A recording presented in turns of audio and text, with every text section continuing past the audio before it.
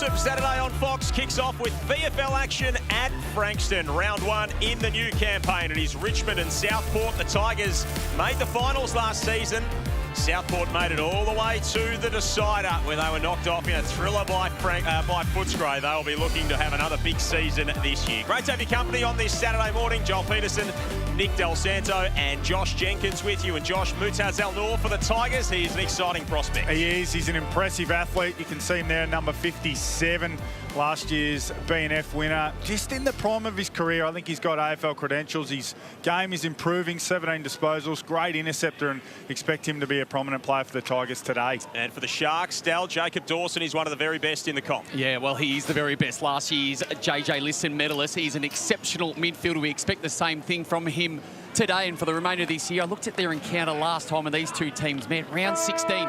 Just a lazy 47 disposals this man had, so he set a standard that he needs to live up to. As you do, that'll be a handy start in round 1. Should be an intriguing game there. Sam Day lining up for the Sharks, of course, former Lion and Sun as well. Let's check in boundary side and say a very good morning to our resident local, Lauren Wood.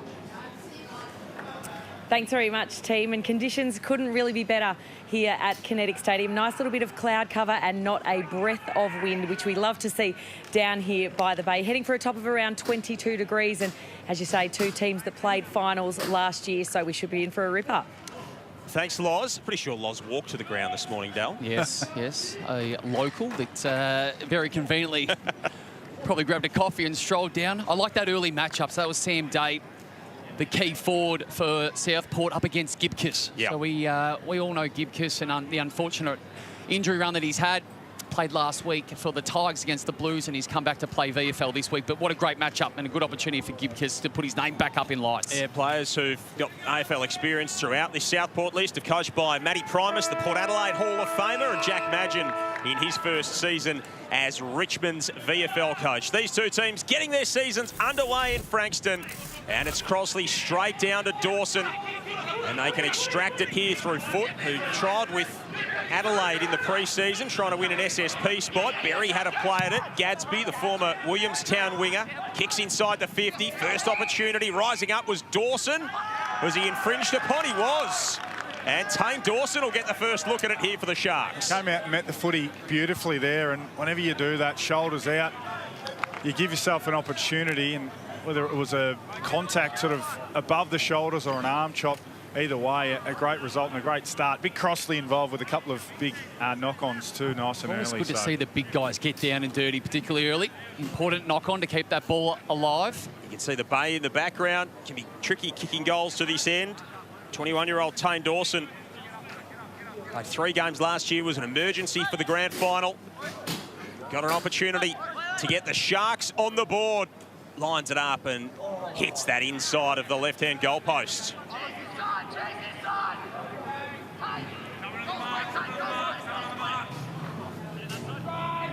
Luke Traynor to bring it back into play. Played 21 games at AFL level last year for the Tigers. The 21st pick in the 24 draft. Fawcett rose up. It was slapped away from him.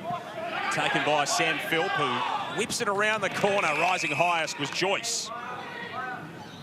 Plenty of experience with the Suns for Jesse Joyce. His kick smothered. Ends up with now Tom Berry, who wobbles one goalward. Coming across Traynor, did impressively, and Gibcus steps it across. Tom Berry. 6th year he played AFL across the Brisbane Lions and the Gold Coast Suns. Just the 43 games.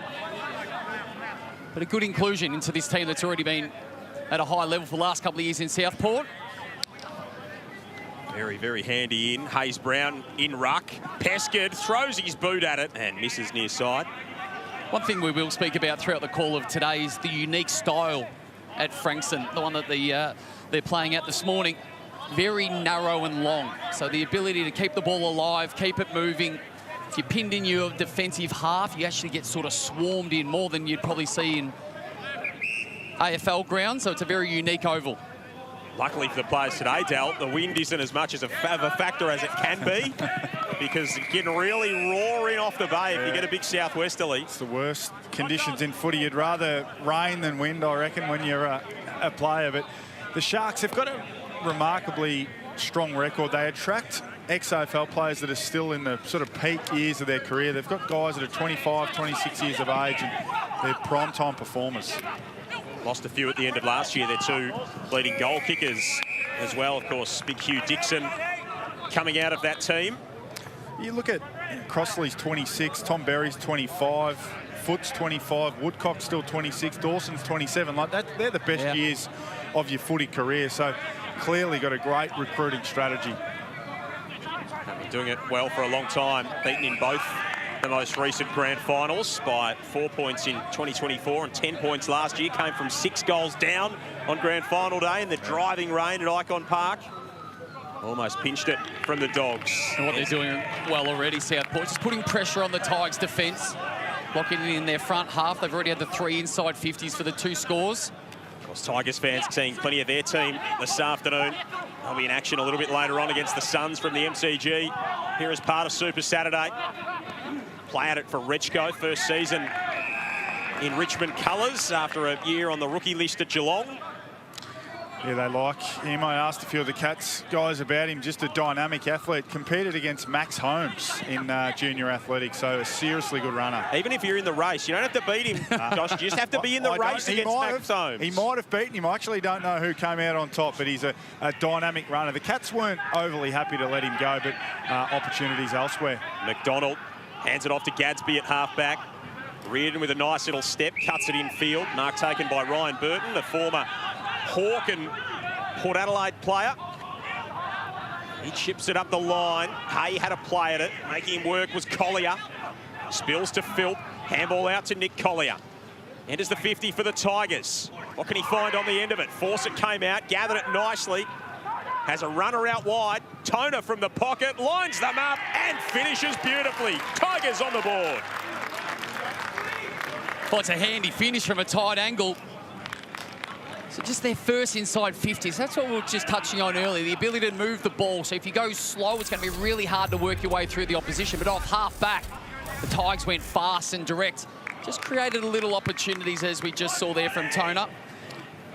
Really enjoyed his last 18 months. It's sort of been a bolter in regards to form and people sort of knowing who he was or who he is. That's a good finish off a step. Actually had more time than what he may have initially thought, but it didn't make any difference. Shows the importance again of those front half turnovers, and Burton's trying to chip his way through that Richmond defence. Now, whether that's going to be their method, we're not sure, but that's a great sign from the coach's box.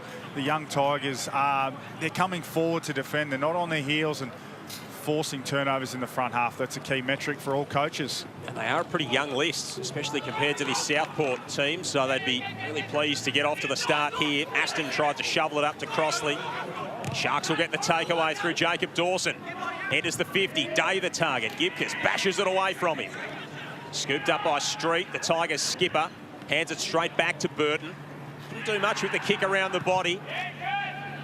They'll get a look inside the 50. Deep entry. Day across the pack. Pulls it in. Good mark. Good contested mark. And this is where he'll test young Gibcus. Day's got the smarts. He's clearly, athletically, he's past the prime of his career, but he still knows where the ball's going to go. And just that we saw the contest between these two 10 or 15 seconds earlier. So clearly Gibcus Dell just losing him in transition, potentially ball watching. Pick 3 in the draft all the way back in 2010. Sam Day, 168 games at the top level. He's first in Southport colours in this new season. And he gets off to a very nice start indeed. For 14 years in the AFL system across 2 football clubs, must say, I felt like we never saw his true best given some of those significant injuries, unfortunately, that he had. That's a fantastic start. I think that's nearly the matchup to keep a close eye on today. We clearly look at the midfield and think whoever wins the midfield battle goes a long way to winning the game. But I like this matchup, Day versus Gibcus. Gibcus gets that fantastic spoil. As you might mention, Josh, just wasn't able to relocate and get defensive goal side of Day on the way back. That's a great grab. Yeah, just probably caught watching the footy and admiring his own golden fist, perhaps, and that's where Day will test him. Now, Gipkiss is, you know, a young, emerging athlete who we've seen some good stuff from at AFL level already. And it's not the worst thing for Gipkiss to play some VFL footy, particularly conditioning-wise, confidence-wise, to come back and get some confidence in that body. Of course, VFL, a new product here on Fox. I don't know whether it's eligible for Chief and the boys on bounce with the golden fist. Surely. Has to be. Philp out of the middle for the Tigers. Kicks to the edge of the 50. Reardon with a good defensive fist. Knocked it away from Alga. Spills to Noah Roberts-Thompson. Gadsby's there again, been busy early for the Sharks. Jesse Joyce slips through the tackle. Went looking for Jacob Dawson, couldn't find him. Dawson has to turn tackler. You go back to that golden fist. I don't think Spud ever discriminated. It was just about recognising the defenders and finally getting some pats on the back. So happy to keep it going in VFL level as well. Berry lays the tackle, and Philp didn't have it. So the former Blue presented with his jumper on Richmond VFL debut earlier. Sends a high footy inside the arc. Alga rose highest, couldn't take it with him. And a bone-crunching tackle laid by Joyce.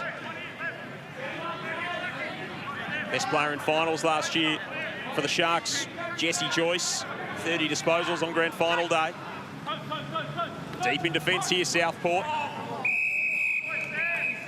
Now the Tigers' opportunity to lock it in their front half. So even that kick inside forward 50, it wasn't about trying to be too cute and trying to find the perfect option. It was about getting in there before the density and the numbers of Southport could get back. Force it to go in ruck against Crosley this time. The talented young South Australian. I've got a couple of South Australians on this Richmond VFL list this afternoon. It's been fertile ground for them in the last couple of drafts. They work it back through hands. Leo Connolly. Ferguson off a step. Didn't rise from Fawcett. Couldn't take it with him. Philp at ground level. How will this bounce? Not the way he wanted. Joe Larkins steps it across. Ryan Burton, who we know has got that powerful right boot, sends it almost to halfway pretty effortlessly in the end. Houghton, Campbell to Ferguson. Just duffed his kick. Taken away by Aston, who upgraded in the off-season from 32 to number 11. Now bouncing ball out wide. Castellini can't keep it in. First season at the Sharks after crossing from North Adelaide. Dawson already up to 6 disposals. So they're going to bring this back. Whistle off the play here. It's just working out. Blood rule. Blood rule. A little bit of blood early in the season's never a bad thing. You need to get that first hit because it's always the one that hurts the most. Most people are trying to get a touch to start their season or get an early goal. Josh is looking for blood. Max Spencer it was who came off the ground, so early blood rule. Not in his usual jumper. Don't know whether it got lost in transit or something like that. He's in the number 22 this morning. Left one home. So he might have to get, I don't know if they've got a backup to the backup, but it might be required here if he had a bit of claret on that white number 22. Tigers inside the arc. Nice positioning from McGuinness. Well, it was an early start for the Queenslanders, given the daylight saving in an early game. So they can be forgiven for maybe being half asleep early on. Yep, 9 o'clock start, Queensland time here at Frankston. Oh, Burton mucked around with it. Won it back. And then a neat kick out to Manteets, who was run down. My understanding, Joel, is they didn't even stay near the Oval this morning. They stayed in the city, so they've had to have a little bit of a hike out to Frankston. I mean, there's team bonding on the bus. No, they're probably still all asleep. Yeah, it would have been team sleeping on there. Hayes Brown off the pack. Handball to Gibkiss. Just popped it up in the air. Foot by hand. Straight into traffic. Rechko steps his way through. And Jacob Dawson will end up on the end of it. So creative when he's got the pill. They'll run it out of here with some real intent, the Sharks. That's a big fist. Impressive defensive work from Campbell Gray. Yeah, nice spoil. Directed it straight to the boundary. So Richmond are going to be hard to get through with their, tools there. It was a great spoil, as you referenced, from Gray, but Trainer and Gibkiss, clearly talented young AFL players who have been high draft picks. So defensively, they're going to hold up pretty well, the Tigers. Yeah. quite a few AFL listed players in the back end for the Tigers. Gray, another one of them, earned a 2-year deal at the end of last season after being taken in the mid-season draft in 2024. Southport with the early advantage. Tigers got the first of the game. Tane Dawson doing the ruck work, had it slip through his grasp. Joyce to Burton. Fashions the kick inside the forward 50. Taken well by Pescott. Hay, now Casalini. Left foot snaps offline. Just trying to surge the ball forward there. Leo Connolly to bring the ball back in, ex-St Kilda. Haven't seen a lot of method in terms of the way either team wants to play. That's a good mark. Campbell Gray again. It's a lovely grab. Really good spoil and backs it up with a lovely grab. He just lopes away. Drops it on the right boot, goes searching for Fawcett, had 2 to beat. Taken away from him by Butler. Now Reardon set a task, last man in the line, and turns it over. Toner can't hang on to it. Had support there in Rechko. Now they can set something up, and the handball wasn't there. Roberts Thompson couldn't reel it in. So I think there's going to be a fine line today as you see this lovely grab by Gray drifting across the pack between trying to generate handball to work your way through pressure, but also when it's just time to take field position. If you get it wrong, the turnover game could be extremely damaging. Particularly when the system can be a little out of whack. You've got some AFL listed guys and some VFL listed guys who don't necessarily train together that much. Sometimes territory can be your best friend. Zalnur, Team of the Year member in the VFL last year. To Lockie Street, 5th as captain for this Richmond VFL team. Enters the 50. Reardon brought it down, stepping through, lovely finish. And Liam George gets the Tigers back in front. Good finish. Beautiful work as a small forward. Right spot, right time. It was a good contest from the Tigers' key forwards, bringing that ball to the front. And it's a nice ground ball. You only get one opportunity, Dale, to be clean as a small forward. It's probably the area on the ground. Small forward, small defender. You've got to be clean. Take that ball and you get your opportunity. You fumble that ball, it's game over. Just in his 3rd year, what I loved about it was he was aware that Southport, you're on the ground, you have to feed it up to your vision. And he just cut the gap. And then lovely finish. Playing wing, a little bit of half forward as well. Light frame, but as you mentioned, Josh, you get an opportunity, you got to take it. Yeah, got to be clean. Got to be clean at all times. It's just, it's amazing what a fumble will do against you if you leave that ball behind. Your teammates are setting up, thinking you're going to win that footy. When you don't, you're in trouble. So it was a great finish. Described by the coach, Jack Madgen, as one of their real culture setters in this Richmond VFL side. Crosley with a booming clearance. Trainer had it slapped from his grasp right at the last moment. A spill out to Hay. And there is George, right on cue, offering support off that wing. Ooh. Trainer measured the kick nicely in the end. Rechko will take the mark. Lifelong Tigers supporter. So getting his chance to run out in the yellow and black. Kick set a task for Burton, who was signed as an SSP player for the Tigers in the pre-season after impressing coming out of the Point Cook Footy Club last year. Street in defence for Richmond. Collier kicks it wide, and reaching up was Ned Renfrey to bash it away. And he is someone that we will be keeping our eye on. Very talented junior basketballer. And returning to footy this season for Richmond's VFL team. Represented Australia as a junior, spent some time in the States playing college. Played a season of college at Milwaukee. Played with the likes of Rocco Zakarski, who's in the Minnesota Timberwolves, Alex Dodson, who's on the Saints list at the under-17 Australian national team. Tigers with another chance across half forward. Roberts Thompson inside the 50. Feeds the handball wide.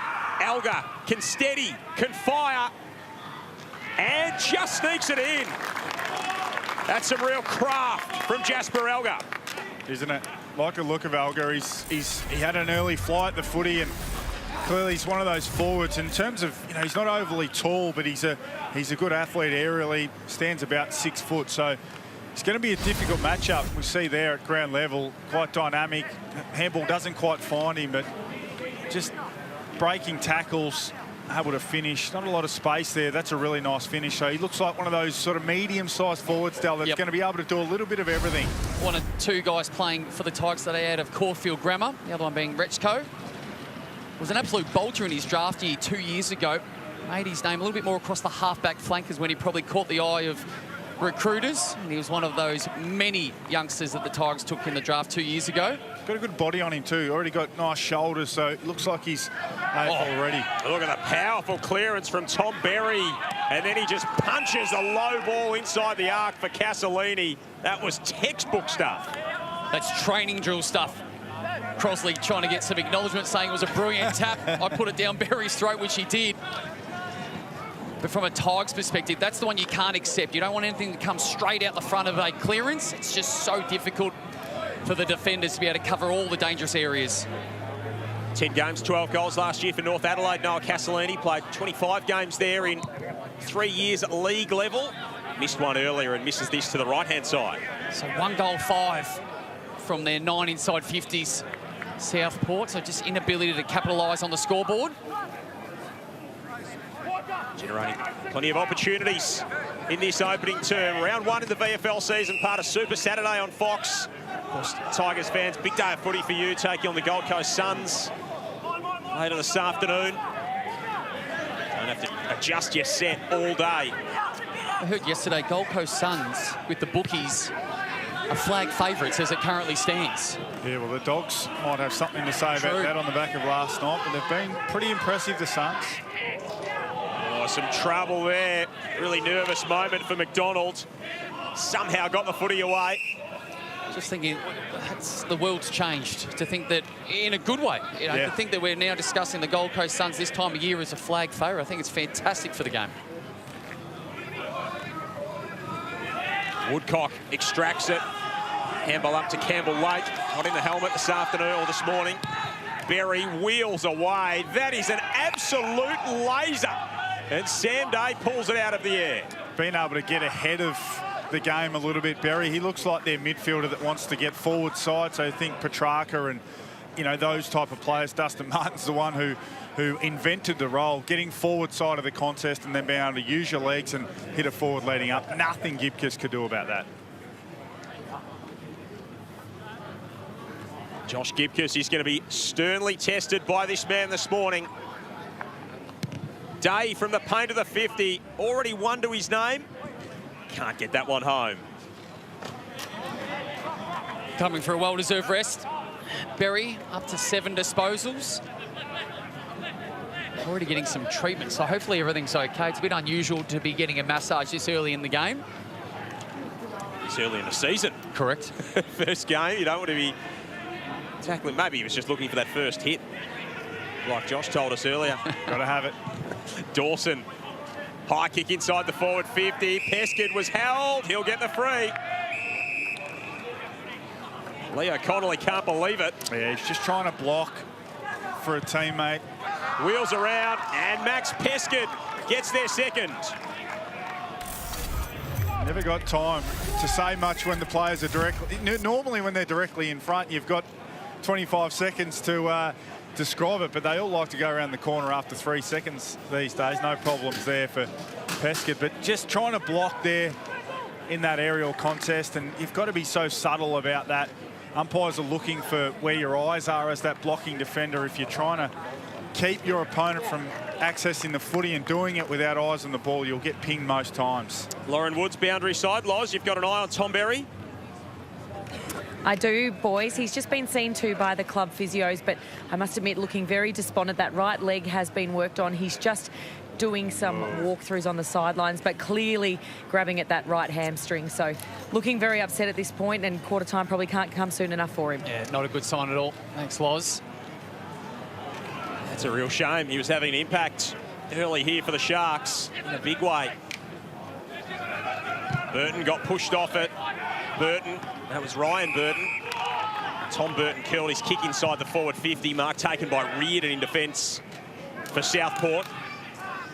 Sends it wide, straight on the end of it for the Tigers. Ran himself into trouble. Hayes Brown just punches it forward. Connolly got stopped in his tracks by Crossley. It's a place no one wants to be. And then Al Noor does what he does best, average 90 intercepts a game. Last year he picked that one off and then tried to play the game with the man on the mark. Just taunting the man on the mark, saying, well, I know you can't move, so as long as I'm 30 centimetres away, you can't touch me. I feel like he'll be good to watch throughout the course of the season, Mutaz Al Noor.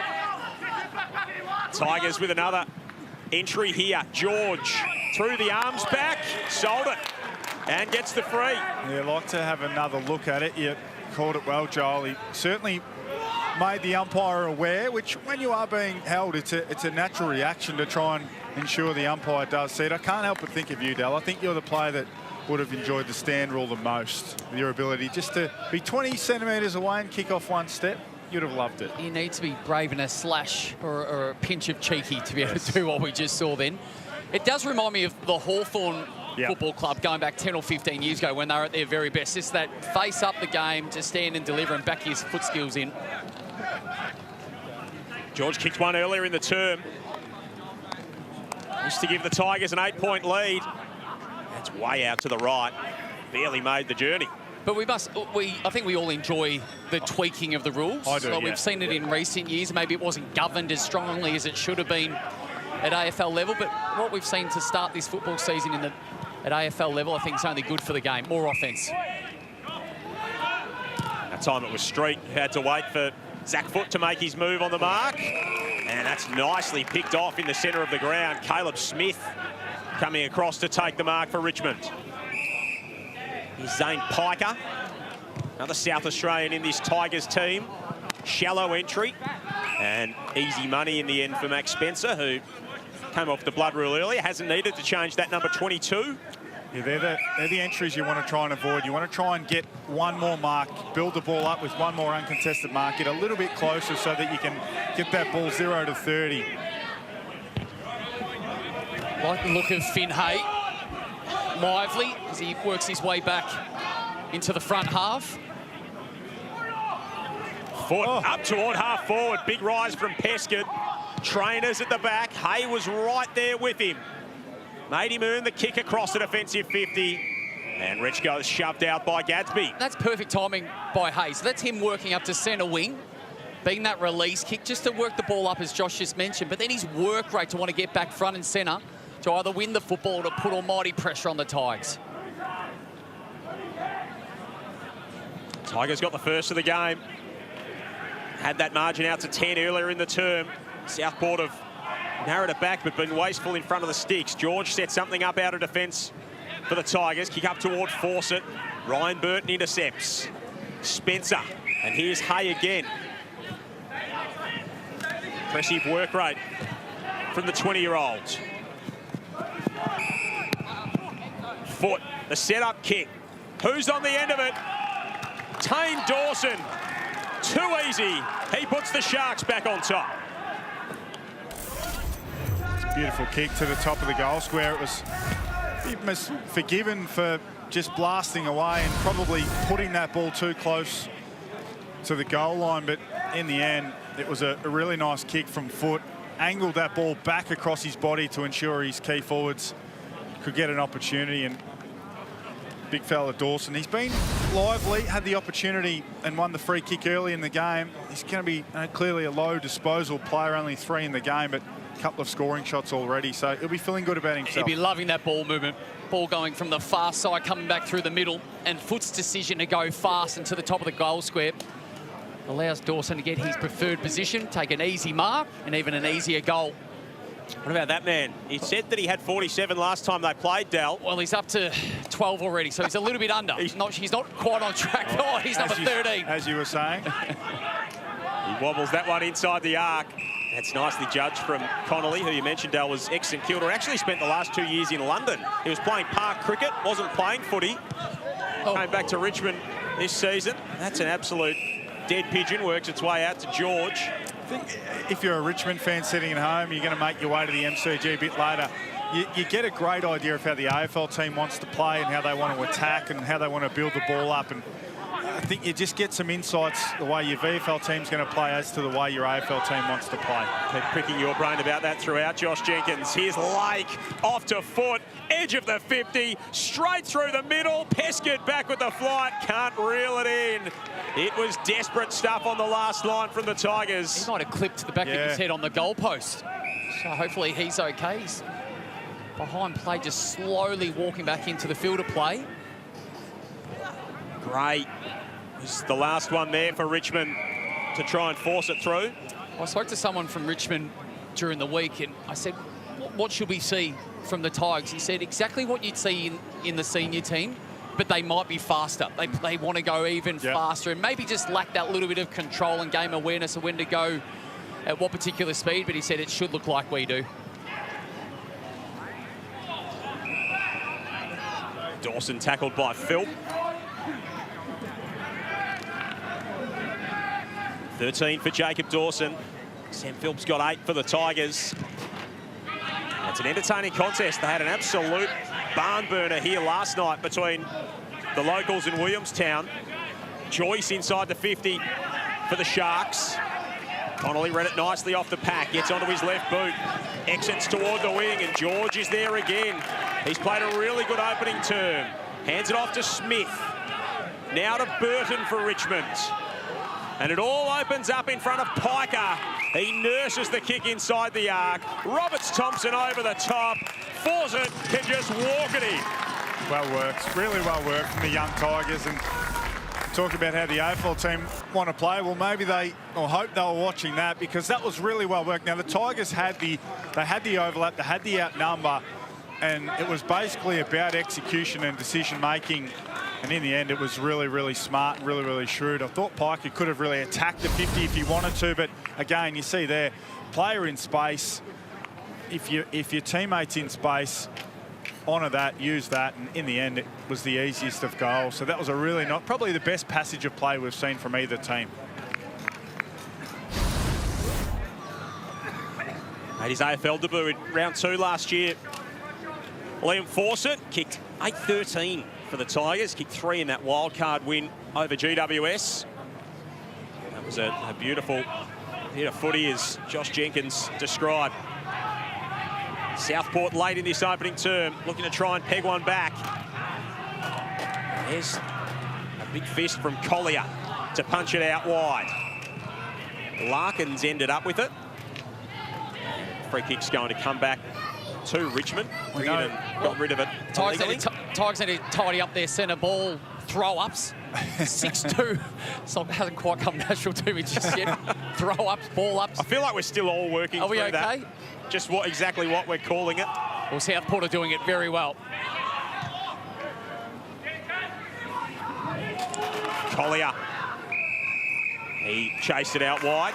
Can't keep it alive. It'll be tossed in underneath the Brian Mace grandstand. So that clearance game's 12-7. The difference has all come from the centre square ball-ups. Yeah, and a lot of it's been, the numbers are one part, but the quality of the exit as well. Interesting, VFL often, a lot of, particularly the AFL aligned clubs, it's about development and the way they want to play over certain individuals, but Dawson's had 14 in the game already, so he could probably do with some attention. Averaged 34 last season, Jacob Dawson. Crossley just threw himself at it at that last contest. And they'll get a shot here. The Tigers, right to the line. It's no score, but it is Richmond who hold sway at the end of the opening term. Fast and entertaining at Frankston. The Tigers lead Southport by 2.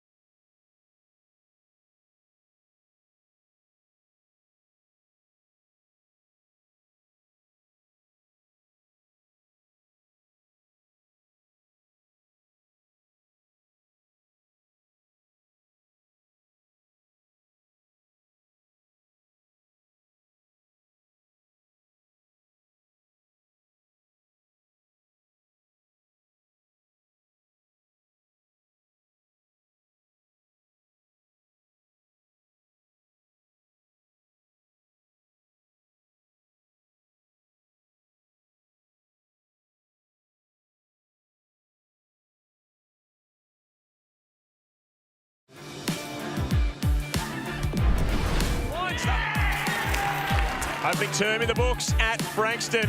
Sam Day on the board in his first game for Southport, the ex-Lion, ex-Sun. The Tigers hit back in the middle stages of that term. Lee and George was important. Tane Dawson put Southport back in front. And then it was Liam Fawcett who gave the Tigers the lead, 26-24 at quarter time. Joel Peterson, Nick Del Santo, Josh Jenkins, Lauren Wood with you on this Super Saturday. Jacob Dawson, 15 disposals in the opening term, Del. Amazing, amazing. We spoke about him off the top. We know what he achieved last year. He had 47 touches when these two teams last met last year. And he's just started off the new campaign with 15 disposals, 10 of those being contested possession.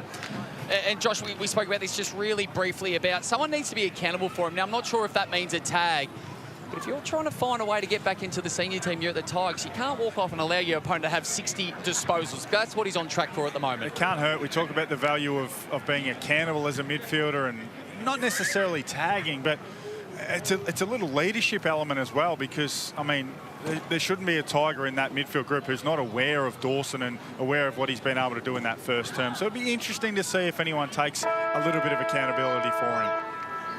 There is Matty Primus issuing the instructions to his team, and you can see Jacob Dawson having his say right at the front of things, the co-captain with Braden Crossley.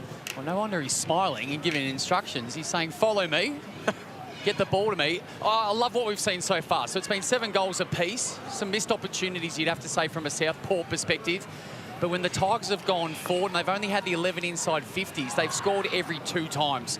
So defensively, Southport have got a little bit of work to tidy up, and then offensively, capitalise when they get those chances. They've looked good, Richmond, when they've been able to turn Southport around and run back toward goal. They've got 5 or 6, you know, whether they be wingers or mids or high half forwards who have been able to get up the ground and turn them around and get overlap and actually get an extra number or +1 ahead of the footy, which is very, very rare. So if they can maintain that, they're going to be dangerous. And Dell's right, Southport would be looking to, wouldn't surprise me if they wanted to hold Burton or one of their other experienced defenders as a bit of a goalkeeper, just until they can stop from being exposed out the back. Well, the trainers had plenty of work to do in that opening term. Tigers by 2. Let's get to Loz, who's got Jack Madgen. Thanks, Joel. Jack, you're 1 quarter into your VFL coaching career. How did you find it? No, good. I was a little bit fired up just then, so the heart rate's still going a bit, but no, loving it. Got a real good group of guys up there, and the guys responded really well. I thought they started the game really well. Still a few little things to fix up. They're looking a bit dangerous at stoppage, but no, we're loving it. We're definitely in the fight today. The intensity's had everyone's heart racing, I think, so you can be forgiven for that. But they're providing plenty, aren't they? Forcing a lot of turnovers. It's great to see. Yeah, I think halfway through that quarter, there'd only been 5 marks. So the footy's live, which is good. We can play that way, but we wouldn't mind just getting the footy a bit more in our terms and playing some more front half game. Get back up there. Best of luck for the next 3. Cheers, thank you.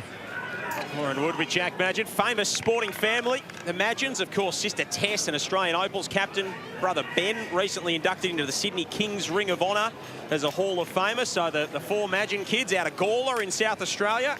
Very, very well credentialed in the sporting landscape. Nice. I thought he was spot on with his summary. Spoke about how fast the game is, but also the dominance of Southport around the clearances. So an area that the Tigers need to tidy up. See what they can do here in this second term. Hayes Brown and Crossley going to battle once more. Guess who's toe poking it out to that grandstand wing is Jacob Dawson, who just soccers it forward. Chance stepping through for Aston, who got a shove after he got rid of it.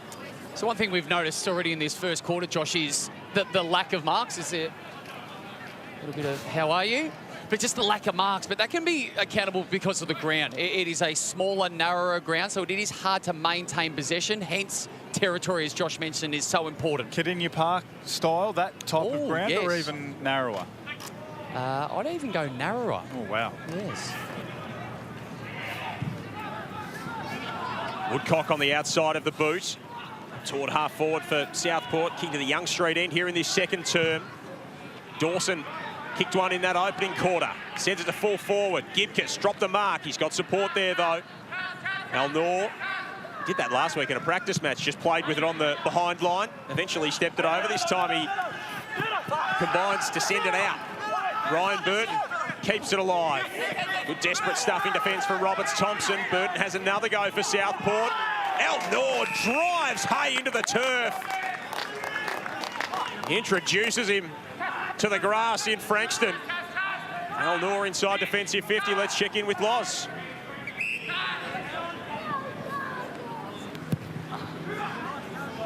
Get to Lauren in a second. Rising high, force it with an impressive lead. Hello. There's the first contender. That'd be a great sign for Tigers fans to see any type of forward, whether you're tall or small, to be able to get up and approach a pack like that. Kick down the line. Toner tried to keep it in. Let's check in with Lauren Wood. Loz, Tom Berry left the game in that opening term. Have we seen him again? We have not, Joel. He's still on the bench with that right hamstring issue. I spoke to Southport at the break. They said he was still being assessed, but I think it's safe to say that he's doubtful to return at this point. But what a mark that was. I had a front row seat for that one. Impressive stuff from the high-flying Tiger.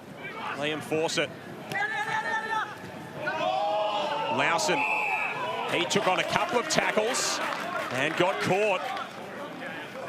I've liked the start of Braden Crosley, the big fella. Ruckman for Southport. He's only had the 3 disposals, but I feel like his impact has been more significant than that. A lot of them being through tap-ons. He makes his presence felt now. You know he's there, Joel. He's going to keep you honest. Fawcett almost plucked another one as he worked his way to the front of the pack. Roberts-Thompson got grabbed by Matt McGuinness, and if anyone at home is hearing that name and wondering, yes, cousin of LRT is Noah Roberts-Thompson. Yeah, I saw the name. I thought it has to be, absolutely has to be related. Gets his kick away on the opposite boot here to the pocket, and Toner couldn't pull it in inside the field of play. I haven't seen Lowson. We saw him get caught holding the ball. It was really dangerous and dynamic. I watched him play for the Sharks down at Cardinia Park against the Cats a couple of years ago in the finals, and he's a really nippy, sharp forward, so there's upside for the Sharks if he can get going. He's had a lot of struggles with injury over the course of his career. Sort of think back to 2019, he was the hottest mid-season draft prospect and almost got there, and playing at Coburg, had some injuries, went to North Melbourne, only played the 1 game last year for Southport. So much potential in what he offers. Still 30 years of age, Sam Lowson, so plenty good footy ahead of him if he can get the body right. Woodcock off half-back for the Sharks. Hayes been important. And Joel, this clearance game continues to be a concern for the Tigers. 4-1 this quarter, which makes it a total of 15-9. And why that is so important is the field position. It allows them, one, to go forward and obviously try and score, but defend behind it. It's one of those things where eventually the damn wall will break. Something has to change. Yeah, you're right. From a Tigers perspective, identifying that there's an issue and then being able to tidy it up. Woodcock goes off the grounds. Another go. Tigers just throwing bodies everywhere. Collier flies in over the top of the pack. Rechko. Handball forward was neat to Streets. Hayes Brown got his hands free. Back to Collier. He got locked up with Crosley, and then Joyce fills the hole for the Sharks. To McDonald, the former Sydney VFL player who's on to Southport last couple of years. That one's out of bounds. And the free kick will go to the Tigers. Toner sends it long. Up at the back, Elgar might have a toe poke at this, and he does! Second goal for Jasper Elgar. We like him. We like him. Again, aerial contest, and then first one back on the footy. We spoke about it in the first quarter. It just looks like he's going to be a difficult matchup. He can do a little bit of everything, so he can compete in the air. If he gets an opportunity in a one-on-one situation, he's going to be hard to deal with, and he's in this aerial contest. First one up, first one back onto the footy as well, and that ball, you're always desperate for that ball to sit up just on the goal line, and it did nicely for him. He's only 183 centimetres, the 19-year-old, but he plays taller because of that ability to leap at the contest and his ability to respond and get it at ground level. It's what's going to make him a difficult matchup, because we just see there at ground level, you need someone on him from a defensive point of view who's going to be able to compete with him at ground level, but also you can't just be a ground level player, because he'll outmark you and he'll strength you in terms of a one-on-one contest. Ashton with the clearance here for Southport. They'll get an opportunity inside the forward 50. Al Noor, Connolly. That's a beautiful exiting kick. Easy pickings for Roberts-Thompson. Drops onto his left boot. Sends it up the wing. Fawcett had it go through his hands. Guess who was there? Jasper Elgar runs to the junction, the 50 in the boundary, sizes it up. Oh, what a finish! He is on a heater. Well, I'll tell you what, if there's anyone in doubt at the MCG, we might need to pull him off the ground and send him up the highway to the MCG, because he is looking like the match winner in this game. 3 already, 2 in a couple of minutes, and in all different forms, all different ways he's been able to get his goals at ground level. He was a little bit of luck with where that ball landed, but picked up the crumb, and he backed himself the whole way. Knew that there wasn't much on the inside. He looked corridor. It was only really a one-on-one with 2 players streaming back toward goal, and in the end didn't try and overkick that, Dell. It was a beautiful finish. Well, he's only had the 3 kicks. They've all resulted in goals. I think you're spot on. Just the matchup, it's going to be extremely difficult regardless. You can do it in the air and at ground level. Tigers sneak off to a nice little lead, 14 points. Biggest break of the game they've had. A lot of it courtesy of the young bloke out of Warragul, Jasper Elgar. They'll get the clearance again here and move it forward with some real intent, Richmond. Harry Scott inside the 50. Roberts Thompson steps through. He's pulled that badly out of bounds on the full. So what we're seeing is 2 different styles. The stoppage game clearly in favour of Southport, but the turnover game is this one. It's a good kick. But the turnover game now clearly in favour of the Tigers and their ability to go forward, because they haven't had as many inside 50s, but they have capitalised. Gadsby to a pack. Couple of Sharks there, and Day was in front of it all. Kick to space at half forward. Heskett wheels around, found some space eventually, sent it inside. Lawson rose up. He had Gibcus riding him all the way and gave away the free kick. You could see the tug of the shorts in the end there from Josh Gibcus. Yeah, just Gibcus can't believe it. There's a bit of Jaden Stevenson about Peskett and the way he moves and approaches the footy, and even with his blonde hair, he's a bit of a talent. But yeah, good for Lawson to get himself in the game, as I referenced earlier. Just hasn't been able to get involved in the game. This will be his first disposal in the contest. Powerfully built. Just played the one game last season, as we said earlier. He'd love to get a good look at it, because we know what he can do when he's up and running. That kick just fades away to the right. First score of the quarter for the Sharks.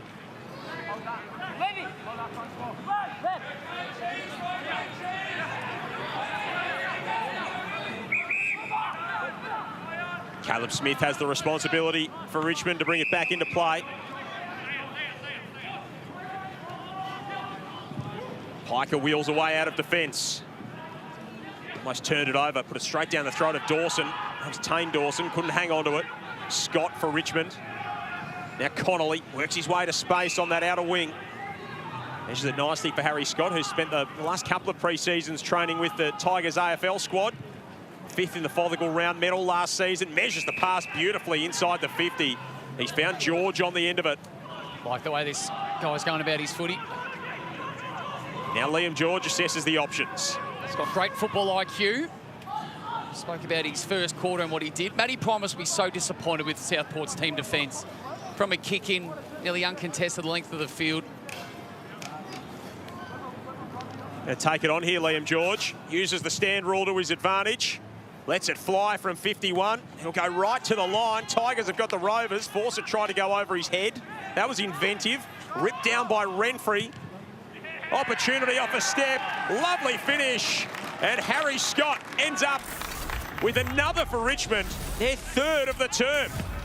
It's not what we expected based on some of that clearance dominance from Southport, but it's been the general play, the turnover game. And Dal, as you mentioned, the score itself wasn't necessarily from the kick-in, but it was the ball was at the other end of the ground only a minute or 2 ago, and 4 or 5% of your scores come from kick-in. So Matty Primus will, as you say, be disappointed that they gave up so much field position from that kick-in. When you've got the ball deep inside your area of the ground, you at least want to keep it in your half, and to allow continual uncontested mark, and then an eventual goal is disappointing for Southport. And the young Tigers, despite what's happening around the footy, have got a nice little lead here. It's been highlighted by the kicking efficiency this quarter. 73 for the Tigers and just 45 for Southport. So more kick mark, as Jack Madgen mentioned, at quarter time. Ollie Houghton to half forward now for Richmond. They get the clearance this time. Toner. High footy to the square. Reardon left it behind. Fawcett was onto it in a flash. Snapped it around the corner. And it just sneaks in for a minor score. Gives us an opportunity to head boundary side to Lauren Wood. Where Southport's Boyd Woodcock remains in the hands of the doctors, boys. He came off for that blood rule about 5 minutes ago, and it's taking a bit of doing to close up that sort of cheek eye area for him at the moment. His number 1 jumper came off a little bit worse for wear too, so he'll be donning the 44 once he does get back on. It's a significant downgrade numerically. That's a setback. I think you work your way up to number 1. Campbell Gray. Well, he did all the hard work there, Campbell Gray. And not a great finish from him, great execution, but the mark was really nice. He's spending a bit of time in the ruck, so he's a pretty dynamic athlete. Going to need to put a bit of size on and get a little bit stronger physically to play against some of those key position forwards and ruckmen in particular, but athletically he looks very, very handy. Day presenting up, trying to give them an outlet target. Saw a lot of it early, but just hasn't had the same supply since. 13 played in this second term. Tigers with the only 3 goals. There is Boyd Woodcock.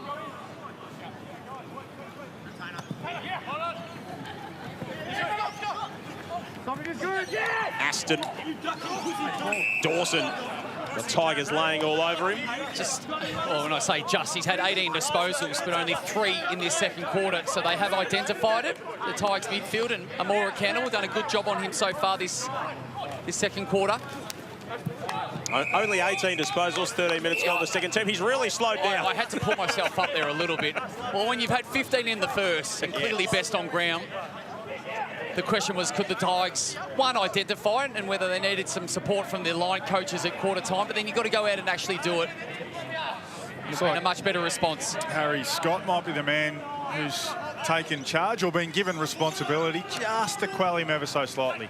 He's doing a good job. There he is, fighting for the footy. Harry Scott knocking it away from Dawson. Big contest.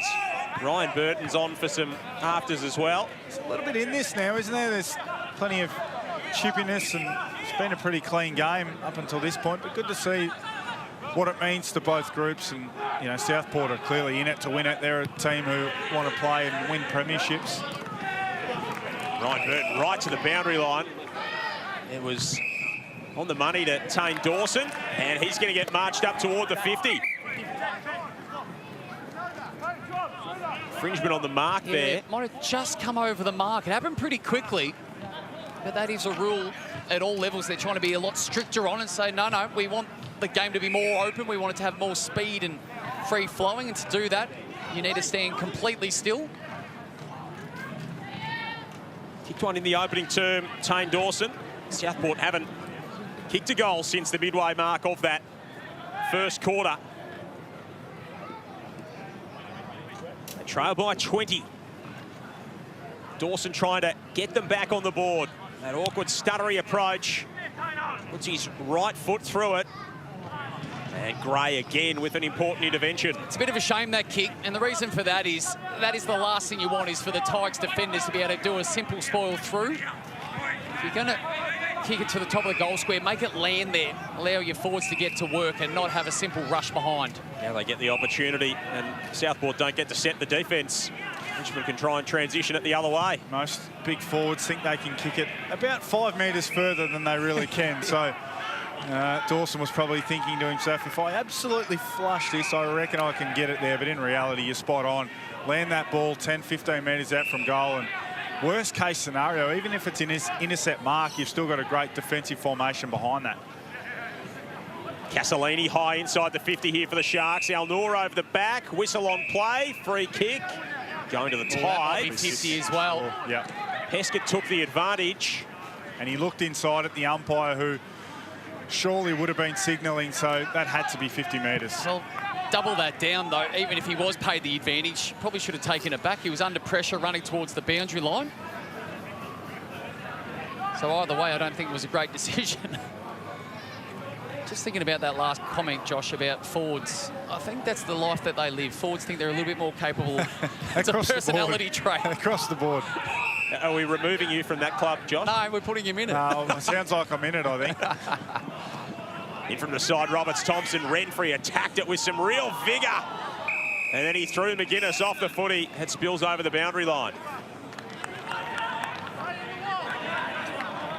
In 2026, there's enough negativity getting around. It can't hurt to give yourself a little bit of positivity from time to time, Joel. Tigers inside forward 50 again at the bay end here at Frankston. Still morning. Even early. Tigers with the only goals, 3 of them in this second term. Braden Crossley thumps it out of there. Smith got upstairs. Trainer belts it over the boundary line. Trying to think of a likeness for Jasper Elgar. He just took the ruck against Crossley. Now, clearly he's not going to win it, but it shows the view they've got of him in terms of his strength and capability to potentially play above his 6-foot frame. Hayes-Brown got the hands clear nicely, bit of craft. Collier's kick inside the arc. Renfrey flicked it over his head, taken by Joyce, under pressure immediately. They just cannot get it out of there at the moment, Southport.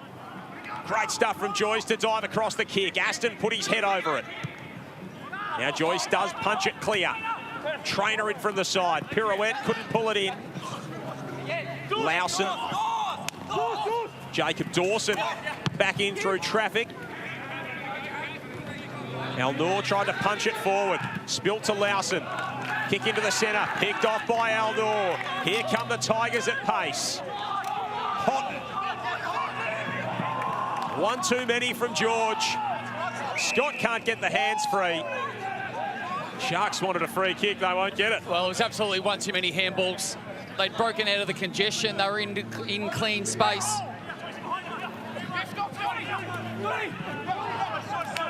Crossley ends up on the turf again. Not for the first time, won't be the last. Jacob Dawson tried to toe the boundary line and just put it out of bounds on the full from the right boot. Crossley spent more time on the grass than standing directly up. And he's dragged a few others down with him as well. Yeah, if he's going down, he's taking someone with him, Joel. He's not in this alone. Gibcus pounds it inside the 50.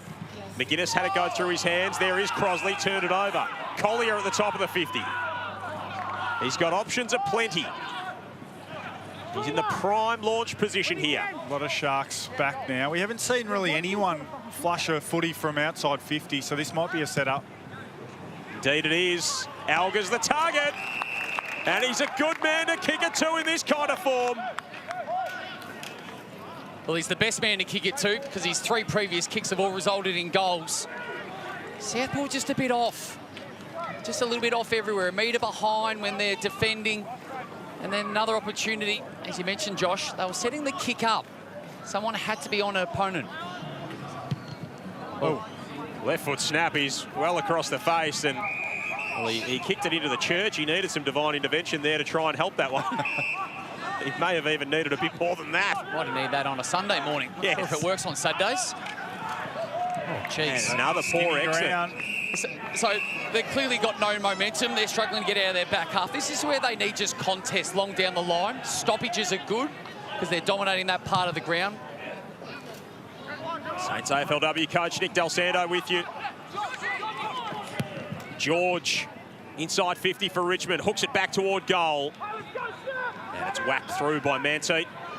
Talk about the need for some contest-to-contest kicking and contest winning from Southport. They've got the key forwards in Dawson and Day who can play that game. They've got Crossley who can work his way long down the line as well. So it shouldn't be something they're worried about at all. If anything, yes, Gibcus is there and Trainer's there, but they should be confident taking long down the line, getting some territory and trying to get this clearance game back on. Particularly when they're under pressure like they are at the moment, Josh.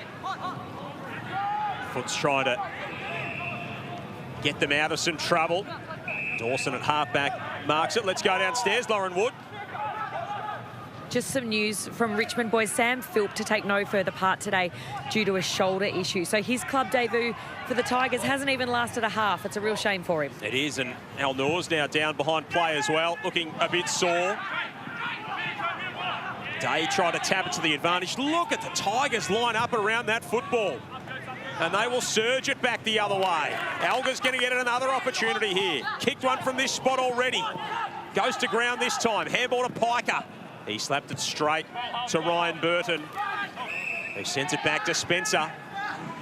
Matt McGuinness a little bit sore behind play, so it's been a taxing affair for both of these teams with a couple of injury concerns already.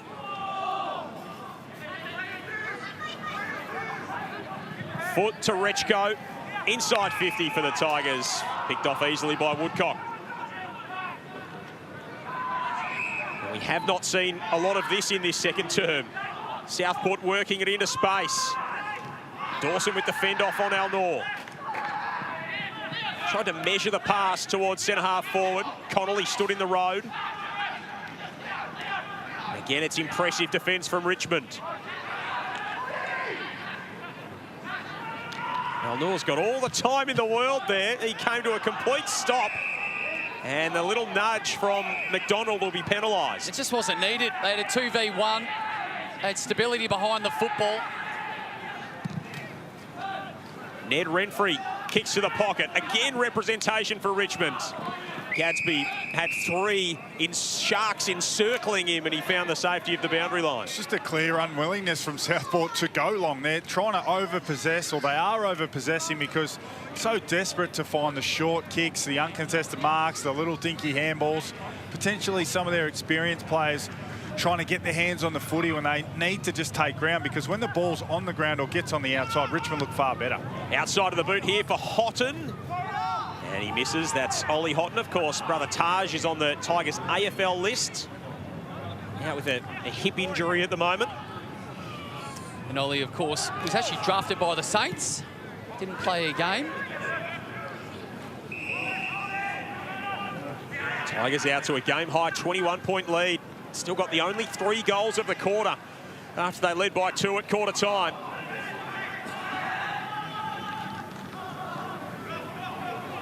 Nanteet for Southport. Woodcock, who's, as Loz told us earlier, had the blood rule and needed to change the number 1 for the number 44. So he got the multiplier out on the calculator and absolutely went to town. Woodcock again. And he can't find a mark on the end of that. He will get a free kick, though. There will Hay. It's not like we haven't had to learn enough numbers this week. We just learn another one. Max Spencer threw an early curveball in, and Boyd Woodcock thought, gee, I'll really test him here. So Finn Hay, the layup kick. Hayes-Brown almost pulled it down. Dawson threw his boot at it for the Sharks. He'll have another go here, Tane Dawson. Tossed it up into the air at the Young Street end, and someone's going to have to just about jump the fence and retrieve that footy. I think it might be Luke. That might be Trainer who's gone to get the footy or sent someone. His role's interesting, Del. Trainer, who played 21 games last year, not in the team at the moment. I spoke to someone yesterday about him. He's an in-between sort of size. He's not necessarily key position. He's a good interceptor, but, you know, other players, Nick Vlosten and guys like that, can play that role at AFL level. So it's an interesting little phase for him. Well, they've put a lot of emphasis on him and that next group coming through. Now, the good thing about the Tigers, as we saw last week from a senior level, is they played a really good brand of football. So you've got to earn your right to get back into the team or to get into the team this year. Jacob Dawson forces the turnover. That's an impressive mark from Gibcus. Tigers fans would love to see good signs out of him. Taken out of their senior team after his return game last week. Oh, the trouble he's had with injury in his young career. Johnson inside 50 for Richmond. Reardon got a fist to it. Fawcett's waiting out the back. Can he get himself free here? He can't. And Spencer forces the turnover. He was an inch away. He was almost out of that tackle, and I presume there would have been some teammates looking for a handball receive. Anytime the ball does get in a bit of space, Richmond look a lot sharper. It's high half forwards and wingers and high defenders who just look a little bit sharper. So the Sharks, I think, at halftime will be saying, let's really go to a contest field position game, because when the game is fast, we're up against it. 16-8, those inside 50s for this quarter. Southport yet to put a goal on the board. Hayes-Brown decisively down. Reardon back the other way for the Sharks. Finds a mark. Peskin's got it. Just defensive side of the wing. Lovely kick. Drops it into the bucket for Lowson. He handballs over the top. Lake's in on goal. Just needs the finish. And he's got it. And 27 minutes in, Southport get their first of the term. What's the need for speed? Finally, Southport get a little bit of speed on the football. Generate some overlap run. Didn't initially think that handball was on to put it out in front of the runner. But as you can see, there's no more defenders to the left of screen from a Tigers defensive perspective. Just fortunately it bounced up the right way. Yeah, it was a bold handball, wasn't it? I don't know if it was there. I don't know if it was probably drawn up in that manner. It was probably... But it worked out okay for Lake. It was probably a kick to the feet of the goal umpire, and if the ball had a set up, then Lake could have just kicked it through off the ground. But all's well that ends well, and that ball set up. But that Sharon can do anything it wants from time to time, but a crucial goal late in the quarter for the Sharks, and the first time we've seen them get out the back. Really important to peg one back for the runners-up in both of the most recent seasons here in the VFL. Richmond finishing 11-7 last season, won their wildcard game against GWS and lost to Brisbane. Of course, 22 teams in the VFL this season. St Kilda coming in as a standalone side, as well as Sandringham, and Tasmania making their debut today in the competition. Yeah, good luck to them. That's amazing. Fantastic. Take on Coburg down at a sold-out North Hobart Oval. So a final 10 here in the VFL if you're not familiar with the system. Here's a chance for Tom Burton, who ambles inside the 50, really eased the kick toward goal and glanced the post. Well, he half kicked it. I was just about to say, a couple of minutes to go in this second quarter, a goal either way would be significant. Feels like 16 points isn't enough from a Tigers perspective, given the dominance this quarter. Missed an opportunity to get another one then. Spencer pumps it as far as he can to the outer side, and Crosley sees it over for a boundary throw-in. Don't mind the look of Hayes-Brown in the ruck. He's a 25-year-old ex-basketballer who's trying to find his way, and if he does make it, he's going to be 26, 27, 28 years of age. But for a guy of that height, he's calm when he gets the ball in his hands. Clearly got great reach when he's in the ruck. That's just something about former NBL players making their way through the AFL system, Josh. Talk about Hugh Greenwood. Oh, never quite good enough. It was just good enough at basketball, but it told me, go and find a different sport. Hayes-Brown, 13 games for the Perth Wildcats. 2022-23 season, and played at college with the likes of Flynn Cameron, who'll be lining up in the NBL Championship Series tonight for the Adelaide 36ers. Tigers at half forward here. Guess who? Alga again. Dangerous kick. Toner made it work and runs it into an open goal. 2 for Toner. There's that goal we spoke about, Josh. Crucial, late in quarters. Probably gets them out to the lead that probably feels about right in 22 points. Their dominance this quarter has been significant. So they've tidied up the clearance game that was a big concern with the first quarter. So they're still behind, but it's not as significant. But this man, Alga, has been exceptional. He's had a couple of moments of brilliance, but that one, just playing percentages, putting it to the advantage side of his forward, and then allows Toner to go to work. Just love the ground ball, and then inside to out, used his legs there, Alga, and still trying to think of an AFL comparison. He's got a bit of his teammate Sammy Lawler about him. He just looks like someone who's going to be, once he fully matures, centre bounce forward and be a really difficult matchup in space. Now, clearly at AFL level, you come up against better and more powerful opponents, so he's probably not going to be as dynamic, but clearly the traits are there. 8 disposals, kick 3 and set that one up beautifully. Some real footy smarts, Jasper Alga. That's a really impressive second term from this young Tigers team. They were challenged late in that opener by Southport. They came out, dominated the first 10 minutes of that quarter, and were able to hold on, and that lead now is a game-high 22. As you said, Dal, it feels representative of their dominance. Yeah, it's been a fantastic response. The feel of the game has just changed in that second quarter. There is no breeze, so normally when you come down here, it feels like it's always because of the breeze. Not so far. This has been just a great response by the Tigers. Let's get some reaction. Lauren Wood. Thanks, Joel. Here with Liam George. Liam, you really managed to capitalise that quarter. We all felt the shift. What did it feel like out there? Yeah, it's good. It's always positive to kick a few goals and kick a few goals early. So the boys are doing really well. As you probably see, our backs really taken over the game. So, yeah, it's really good at the moment. Tell us about Jasper Alger. He's obviously a morning person. Did he have that look in his eye this morning? I think he was 3 kicks for 3 goals at one point. Yeah, he loves it. He loves the big stage as well. He's in a really good green patch at the moment, playing some really good footy. So when we see him ahead of the ball, we like to kick it to him. So it's good. You've put yourselves in a great position. Get in there, get ready for the second half. Thanks. Thank you very much. Thank you very much. A lot to like about this Tigers team. Of course, they're taking on the Suns later on as part of Super Saturday. They're 22 points to the good over the grand finalists from last season at halftime at Frankston. 54-32. Dal and Josh will break it all down on the other side of this.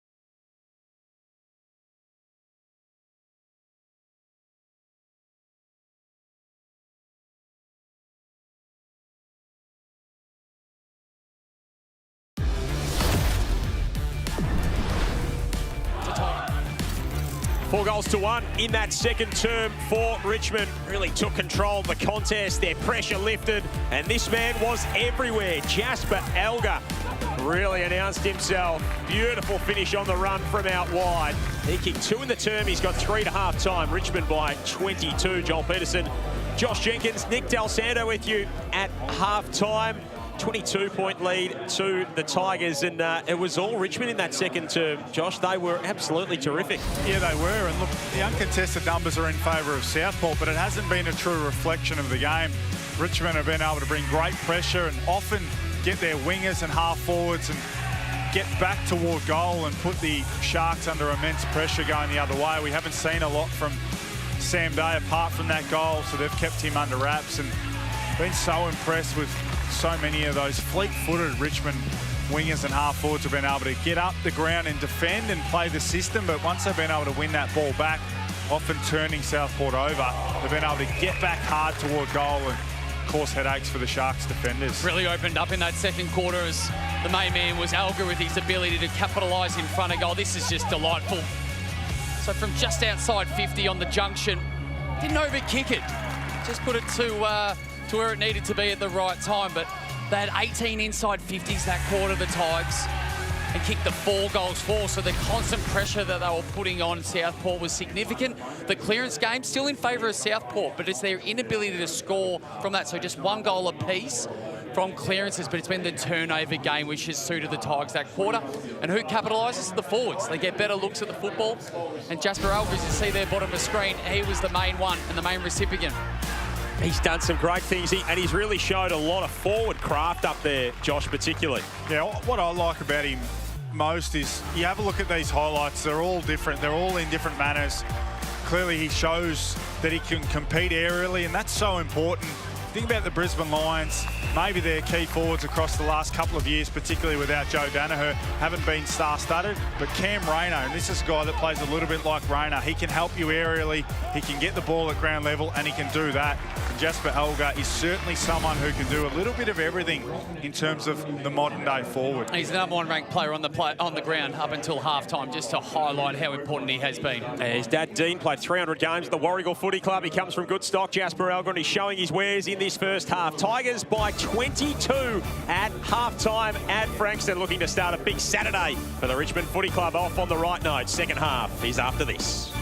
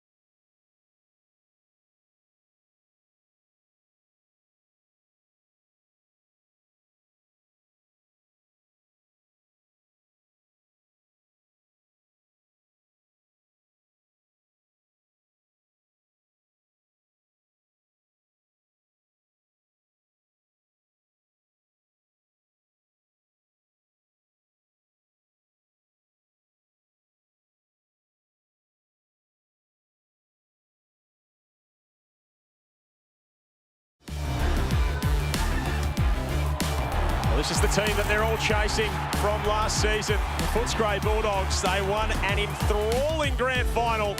Jed Buslinger with that clutch kick toward the end. And the Dogs were the class of the competition last season.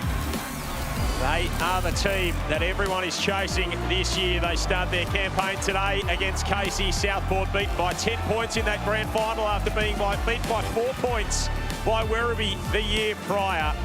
They are looking to go one better this season, and they find themselves on the back foot at half-time by 22. Let's take a look at the round results so far in this VFL season. Box Hill yesterday with a big win over Sydney behind 4 goals from Will McCabe, 2 from Cal Shadir. Geelong with a very impressive performance last night, 5 to Ollie Henry and 4 goals, 6 to Jay Polkinghorne, JJ. Yeah, they're keen on Polkinghorne. He's an in-between size as well, and it's a pretty good forward line he's trying to break into, but alarm bells if you're Essendon as well. It hasn't started well at AFL level, and it started even worse at VFL level. The highlight was the game here last night between Frankston and Williamstown. 3 goals in 3 minutes to get a 2-point victory with a very, very healthy crowd, it must be said, Joel. Yeah, and then they grimly clung on, did the Seagulls to that win, but it was a really impressive one. Corey Allison kicked 5 goals for the Ben Kennedy with 4 for Williamstown. So games today, GWS St Kilda, Tasmania and Coburg,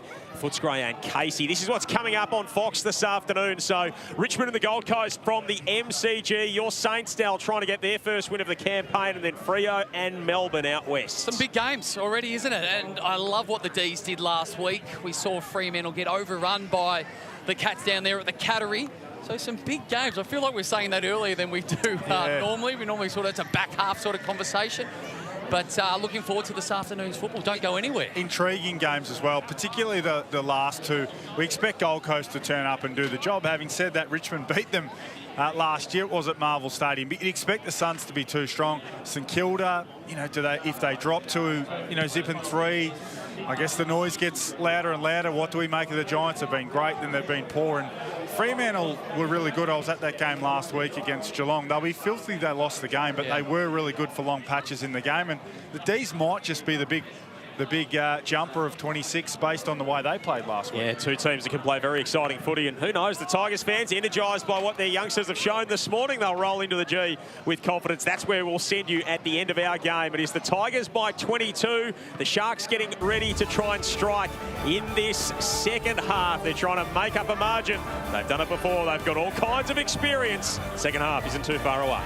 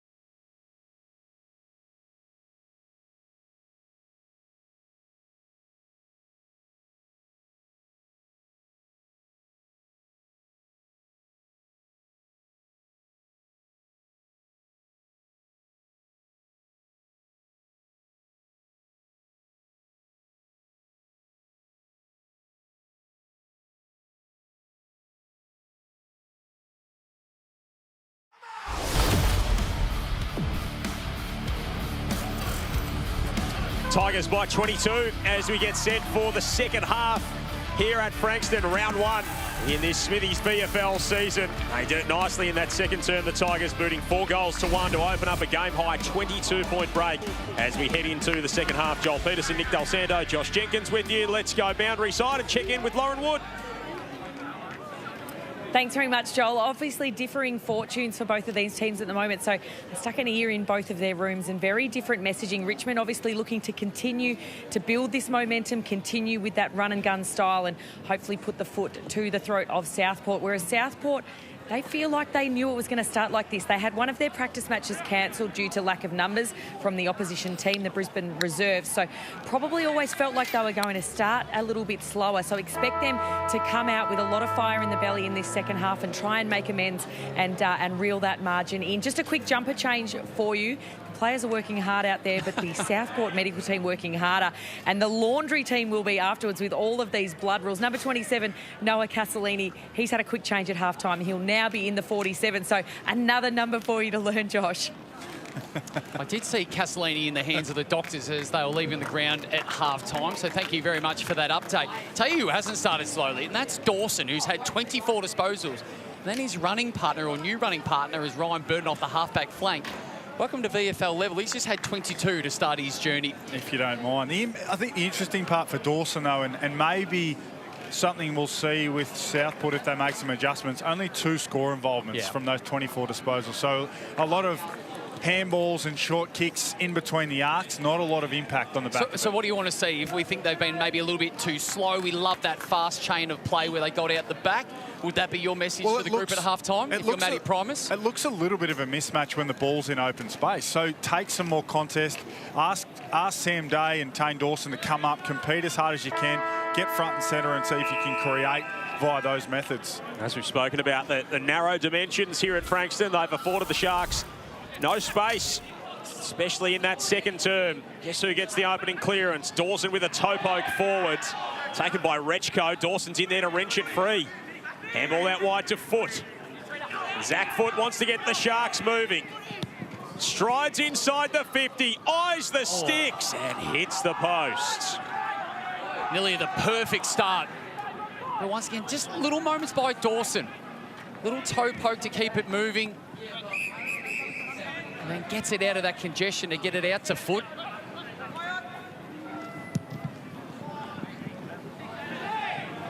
Rechko's got some tall timber to aim for, and Hayes Brown pulls in a chest mark in the end. Read it nicely in flight. Hands off to Trainer, who came scooting past. He delivers a neat kick. Fawcett worked hard to get back to half forward.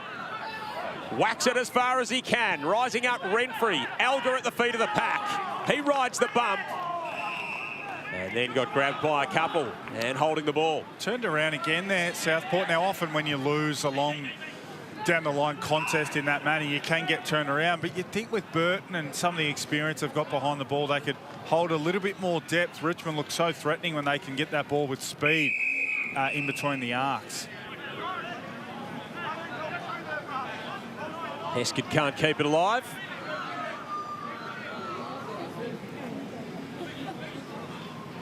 Tossed back in. He kicked 4 in the corresponding game last season. Max Peskett, just the 1 in the opening term. So far in this one, Hay in the middle of the ground for the Sharks. Curls his kick to half forward, and that's easy pickings for Al-Noor. Reads the ball, doesn't worry about his opponent ducking back to goal. It stays in line with the footy like the great intercept defenders do. Roberts-Thompson hands it off. Rechko's kick, searching for something on the end of it. Fawcett came up to meet it. McGuinness nervous with the hand pass, and will go out for a last touch free kick. Joyce it was who found himself in trouble. Oh, big fly from Fawcett coming over the top. I'm glad they paid that. They paid the mark. It was a good kick by Rechko. So once again, Josh, just an example of the reluctance of Southport to take field position, the territory, and to back in some contest long down the line, just over-possessing by hand.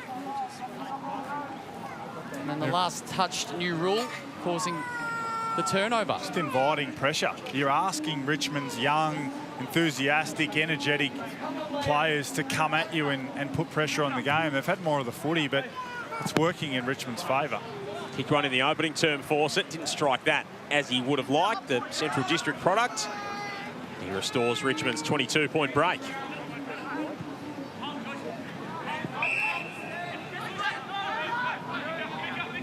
Southport haven't had it easy in transition since that opening term, and they turn it over again. Opens the door for Tom Burton. Johnson around the body. Curling kick, rising up to mark. Another one for Elgar. It's just asking for trouble. That game style against this opponent. Now, your game style you believe in, and Dal, you coach, so you've got a structure and a game style you want to play, but occasionally you run into the wrong opposition and you've got to make adjustments. They have not made any adjustments. You also run into the wrong time of the game to do it and the wrong part of the field to try and do it in. So that's a set play from a kick-in. Burden trying to get it back, the give and go. But if the opposition's up to it, it's so hard to stop that off turnover. What a start to the season this man's made. In the opening game of the campaign, Jasper's jagged 4. And you pay the full price, and the price you deserve to. So it's a set play coming out of the coming out of the full back line. You're in control of the game, but you kick to a player that takes a mark, and then they deliberately give it back to Burden as the designated kicker and distributor of the football. He's up to 24 disposals, 17 of those being kicks. There's also some game awareness where you think, no, can't do that this part of the field. We need to take that territory that we've spoken about. When you do turn it over, you've got no defence, no set defence behind that. You think about some of the players at AFL level who do that, Bailey Dale, often that second one is to just get territory, not to try and create something to make stuff up in your D50. It's to get the ball as close to halfway as possible and allow yourself to reset. Smooth clearance work from the Tigers. Hayes Brown started it all. Drops it inside the arc. Bashed away from Fawcett by McGuinness, who came over the top.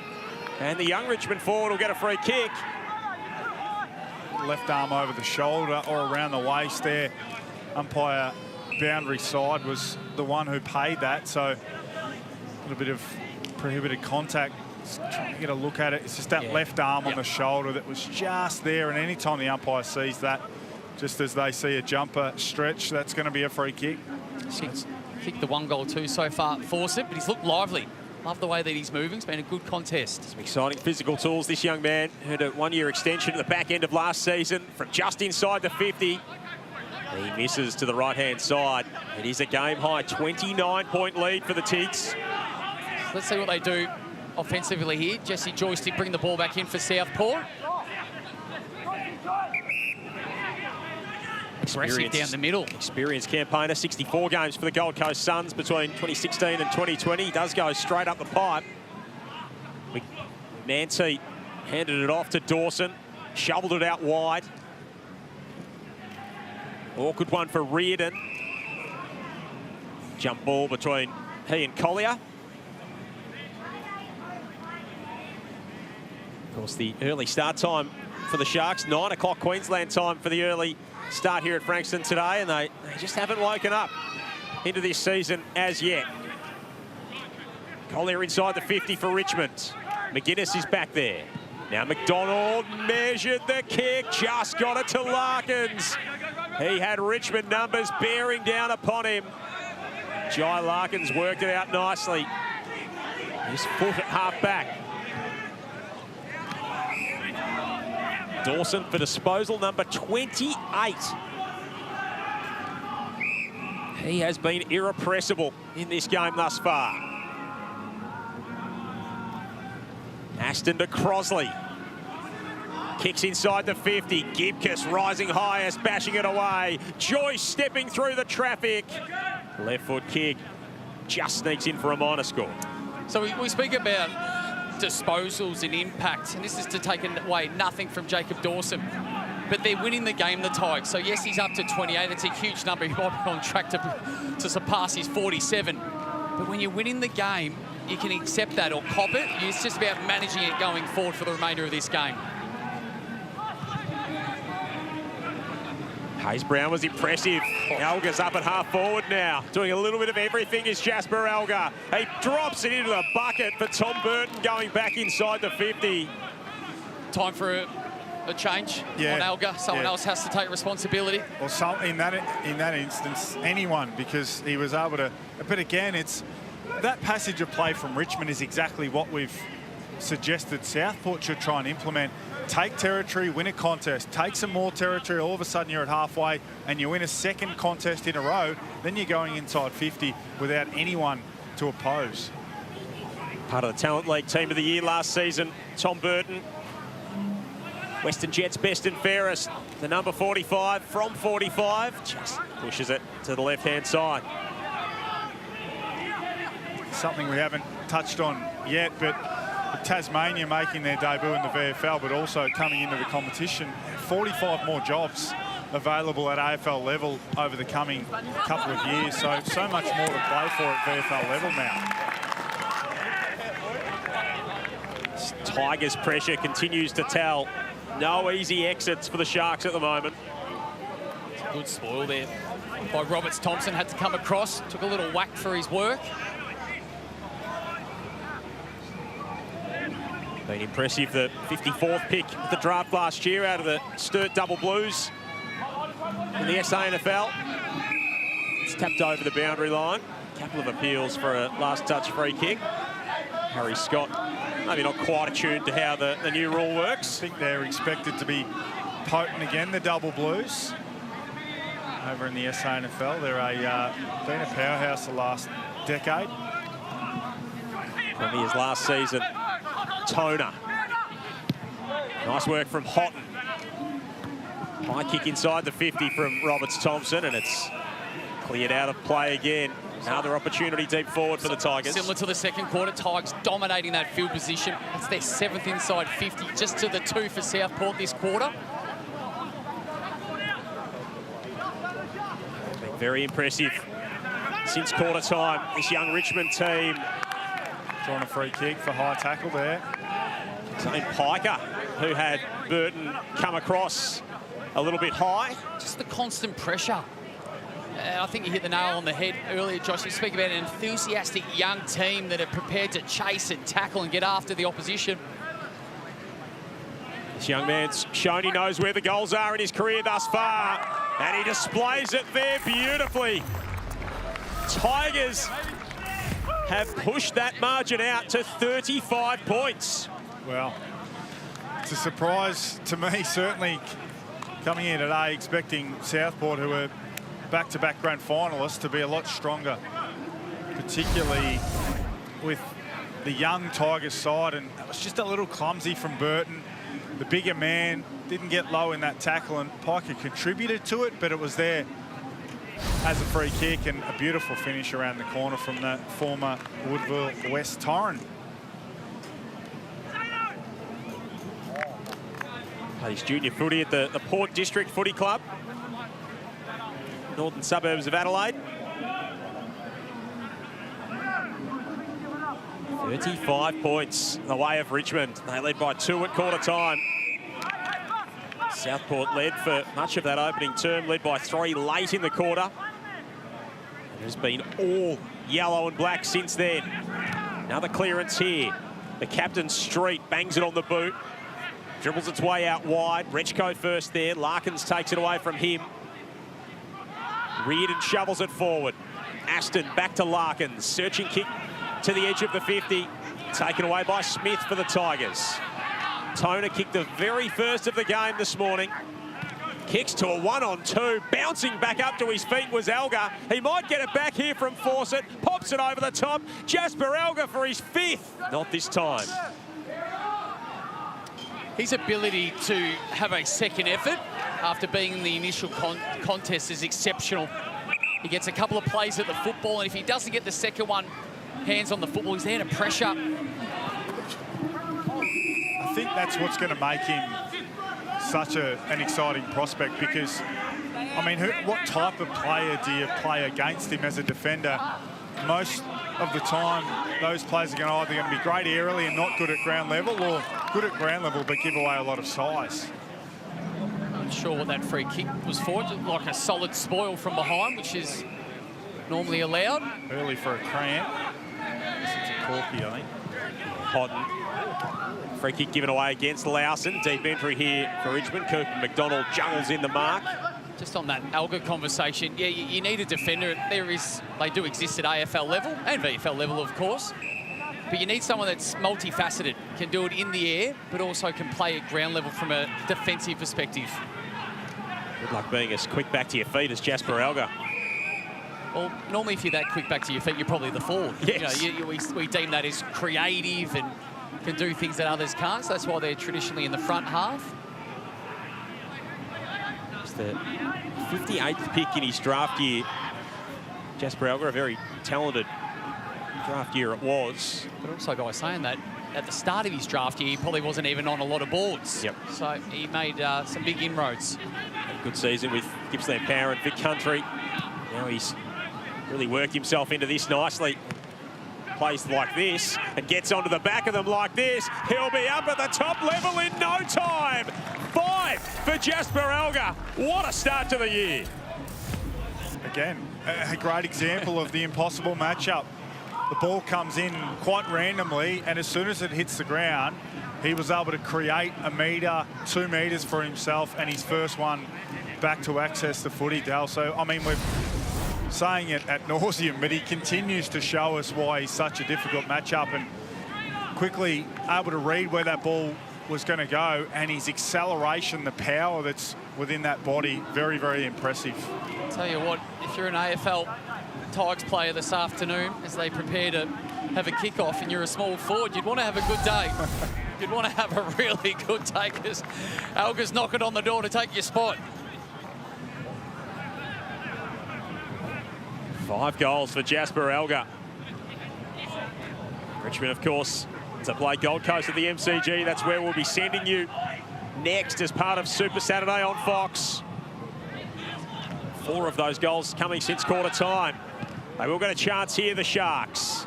Gadsby to full forward. Day waited for it. Peskett threw it on the boot, and that's a very crafty finish. His second. Fantastic finish. Quick reaction, hand to foot, outside of the right foot. Desperately needed. Absolutely. Desperately needed. The first time we've seen them go forward with any type of emphasis in, for the most part, in this quarter, to be honest. So just the ability to get a long, strong entry. We've barely seen Southport attack the teeth of goal. Good contest from Sam Day. Gipkiss potentially disappointed he didn't get a little bit more on that left-hand spoil, but a good finish from Peskett, who clearly looks like one of their energisers, yes. Someone trying to get a bit of enthusiasm in this group. Down by 36 points. It's a long way back, but with that energy, you never know.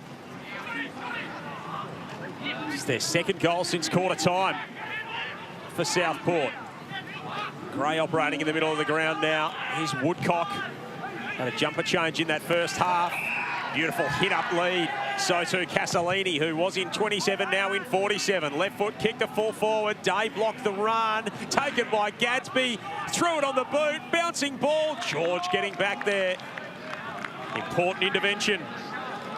Now Peskett down behind plate. So just not quite on the same pace going inside forward 50. The kicker was asking for a kick to the near side. And they were all pointing to the far side, which forced the ball to be long high. Allow the Tigers defenders to get a fist through the footy. Saturday VFL action here at Frankston. 35 points the Richmond lead. And a 50 here for Rechko. That was because the play did not stand when they were in the protected zone. You are now forced to stand. Max Peskett not exactly moving his best as he makes his way up out of the forward 50. Street whacks it as far as he can. Fawcett got a run at it, and he had that run blocked. Yeah, I like the look of Fawcett, and Dell referenced it a little bit earlier. He hasn't been able to have a massive say in the game in terms of overall disposals, but he attacks the ball the right way. He drew that free kick just purely because he had eyes only on the footy. And occasionally defenders get worried and get nervous and give away free kicks when they don't need to, and that was certainly an occasion there.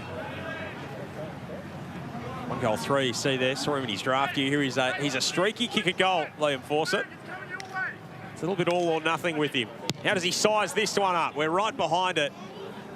And he just had a little bit too much draw on it. Well, the beauty about AFL football, it's all, nothing, or a point. There's one in between. We reward the ones that just miss. All or something. Yes, or a little bit. Great work from Toner, who rushed across there and knocked it out of the waiting arms. Might be a job going as a part-time goal kicking coach at Richmond, because some of the young key forwards at AFL level have got bad records with their accuracy as well. So might be a little 10-hour-a-week gig going on there. I've got Luke Bruce on the books. Maybe someone that's played roughly 149 AFL games and kicked just under 300. Well, is that where we're going? Joel references Luke Bruce, who basically never missed. Yeah, true. It's going to be difficult to upend him, but I thought you were handing in your own CV there for a moment. I did think about it until Joel referenced Luke Bruce. But when you're a low possession player and you're only getting, this is why Ben King can so often get away with, well, not get away with, but hold his head up kicking 3, because he barely misses. And if you're only going to have 7, 8, 9 disposals, you need to be, and 2 shots at goal, you need to be kicking 2 straight, not 0-2 or 1 goal 1, so that you've played your part. Sure, we could find something else for Luke to do. Here is an opportunity. Tom Burton just streaming through. It all opened up for him.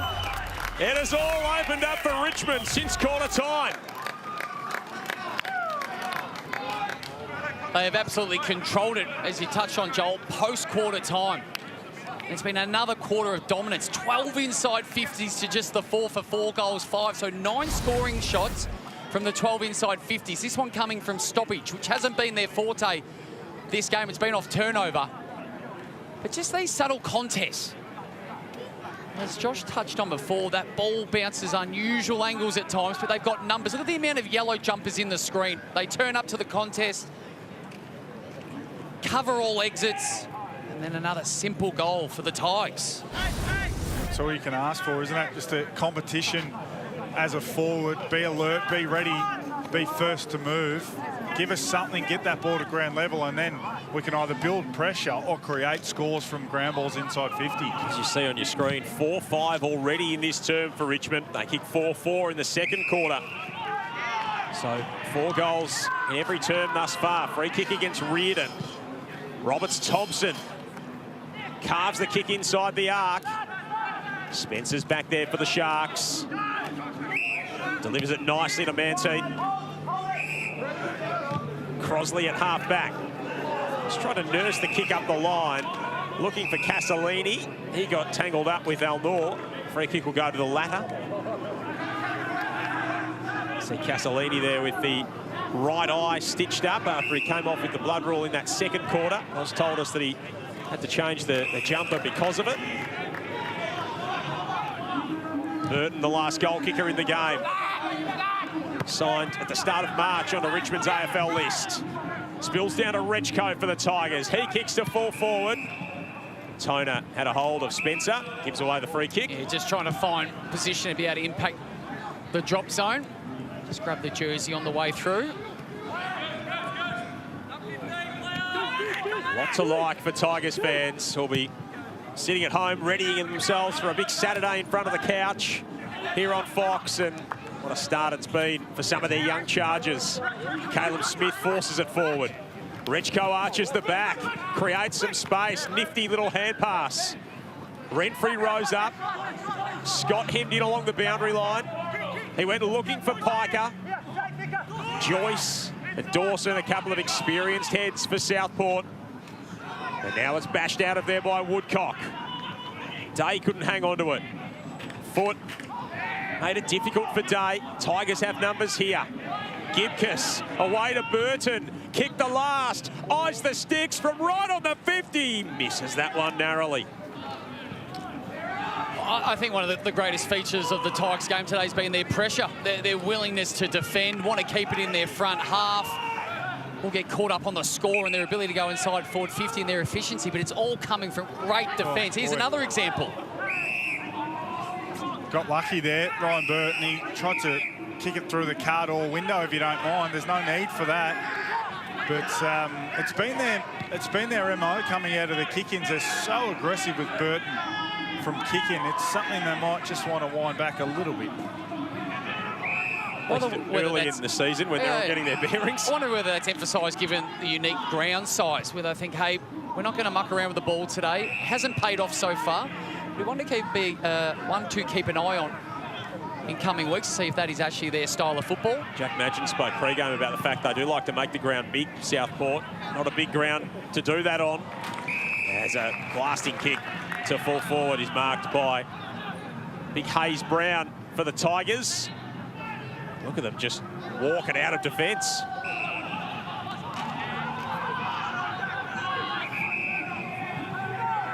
Johnson, Houghton. He's got overlap run. Absolutely coming out the wazoo. So many options for him. On he goes. Ferguson. They'll enter the 50 once more. Awkward one for Force at that time, who might need to get the sand bucket out there to replace his divot as he slipped over the boundary line. Maybe disappointed with that one. He was able to create space in the lead. It was good movement. He was able to get back to goal and then hit up at the ball carrier, and good lead from him. Just didn't finish his work. Often early in the season, that's the key. All summer you talk about do the hard stuff well and then finish your work. Again at the stoppage, they're so powerful, Richmond. Houghton off a step, curls it around the body, touched right on the line. Late decision from the goal umpire. Maybe not to Ollie Houghton.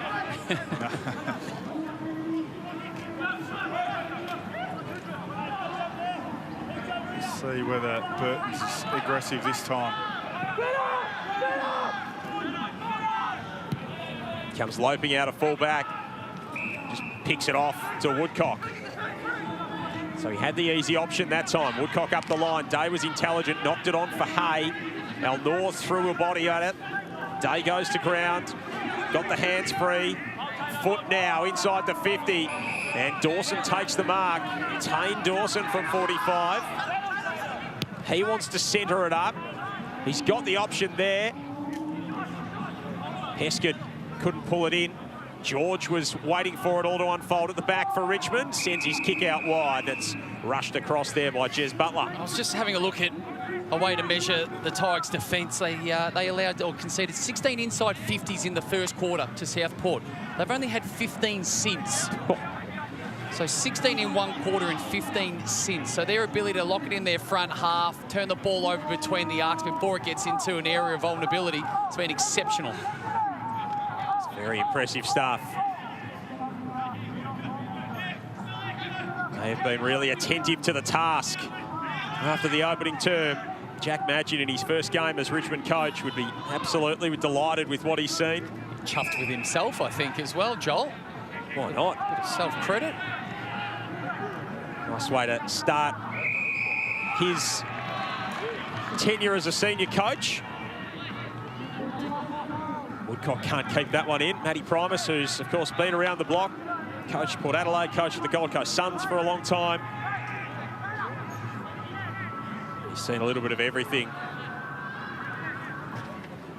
This maybe not on his bingo card as he got the bus in from town to Frankston this morning. Woodcock, massive fly at the back from Castellini. He's pulled up a little bit sore after that. Manteep with the forward hand pass. Trying to work his way through the traffic was Peskin. Just couldn't straighten up. So they're going to get back to some clearance dominance. They had it early in the game, but not so much this quarter. In fact, Richmond have really taken over in that area of the game. So if they can get that aspect of the game tidied up, they'll give themselves a chance. They will need to take more of their chances. So 5 goals, 12 is not going to get it done. It's been a fairly inaccurate day all around. Tigers and the Suns from the MCG coming up. Super Saturday here on Fox. More VFL action tomorrow as well. Gold Coast and Werribee from 12 o'clock. Australian Eastern Daylight Time before a couple of Sunday AFL clashes. Smith came cruising past for the handball receive. He got dragged down by Hay. Jacob Dawson with disposal number 31. Finds Tane Dawson. And you see the leading disposal getters on the ground, all Southport. Dawson and Burton with 59 between them. That's easy pickings for Gray. He's had some really good moments, great in that particular area. Not his best kick, though. Gives it back to Aston. He loads up. Early rise there from Casalini. Which way are they going to see this? Advantage will be paid, and Lawson strolls into the open goal for his first. So they came off the back of the great turnover. He was trying to do the right thing. A fantastic intercept mark. We've seen a couple of huge spoils, some of his work in the ruck. But that was a really nice intercept mark. So the idea was right. He wanted to move the ball quickly, come back through the corridor, short 45. But when you don't hit your target right there, it can be extremely costly. This is the contest. I didn't know whether they were going to say it was shepherding or whether they thought it was a no contest from the spoil. What'd you make of it? I could honestly see that going either way, so I can cop it. And if it had gone the other way, I probably would have said, yeah, I could see that as well. Yeah, agreed. Those kicks in more, typically they're a goal one way or the other. If they hit, then you're able to get some overlap and go inside forward 50 or at least score on your terms. But when they miss, borderline impossible to defend. 2 goals in the turn for Southport. Lawson with his first of the season. Foot with some powerful stoppage work. He breaks away. He strides through the 50 and misses. Just faded late, and he knows it as well. It's a couple of times we've seen that from the centre square bounce, the ability to come straight out the front. And as you can see, it's almost unstoppable from a defensive perspective. You can't leave your opponent. So they all retreat. It's just a shot on goal. Connolly sends it into the centre square with the kick in. Joyce is there for Southport. They've really had the ascendancy in the last few moments. Gadsby to the pocket. Lawson busted a couple of tackles open. Back to Gadsby, outside of the boot, through the hands of Casalini. Tigers lining up back there. Houghton to Al-Noor. He just pumps it as far as he can to try and clear the danger area. It almost nutmegged McDonald. Oh, then Spencer's almost missed his hand with the hand pass, and Hayes Brown socketed it out. Oh, passage of play may not make the highlight reel. No. Crosley to take the free kick. Sends it to full forward. Tane Dawson with the rise. Smith took on the tackle. Lost the football. And it'll be a free kick again here to Southport. Pescott to take the advantage, and he's missed. My pet hate. I just never understand why you would ever want to take advantage. I can tell. When someone has the ball that's wearing the same jumper as you, and you think, no, I'm going to do the selfish thing and try and... Yeah, bizarre. And a 50 off the back of it. Oh, my gosh. So that is real insult into injury.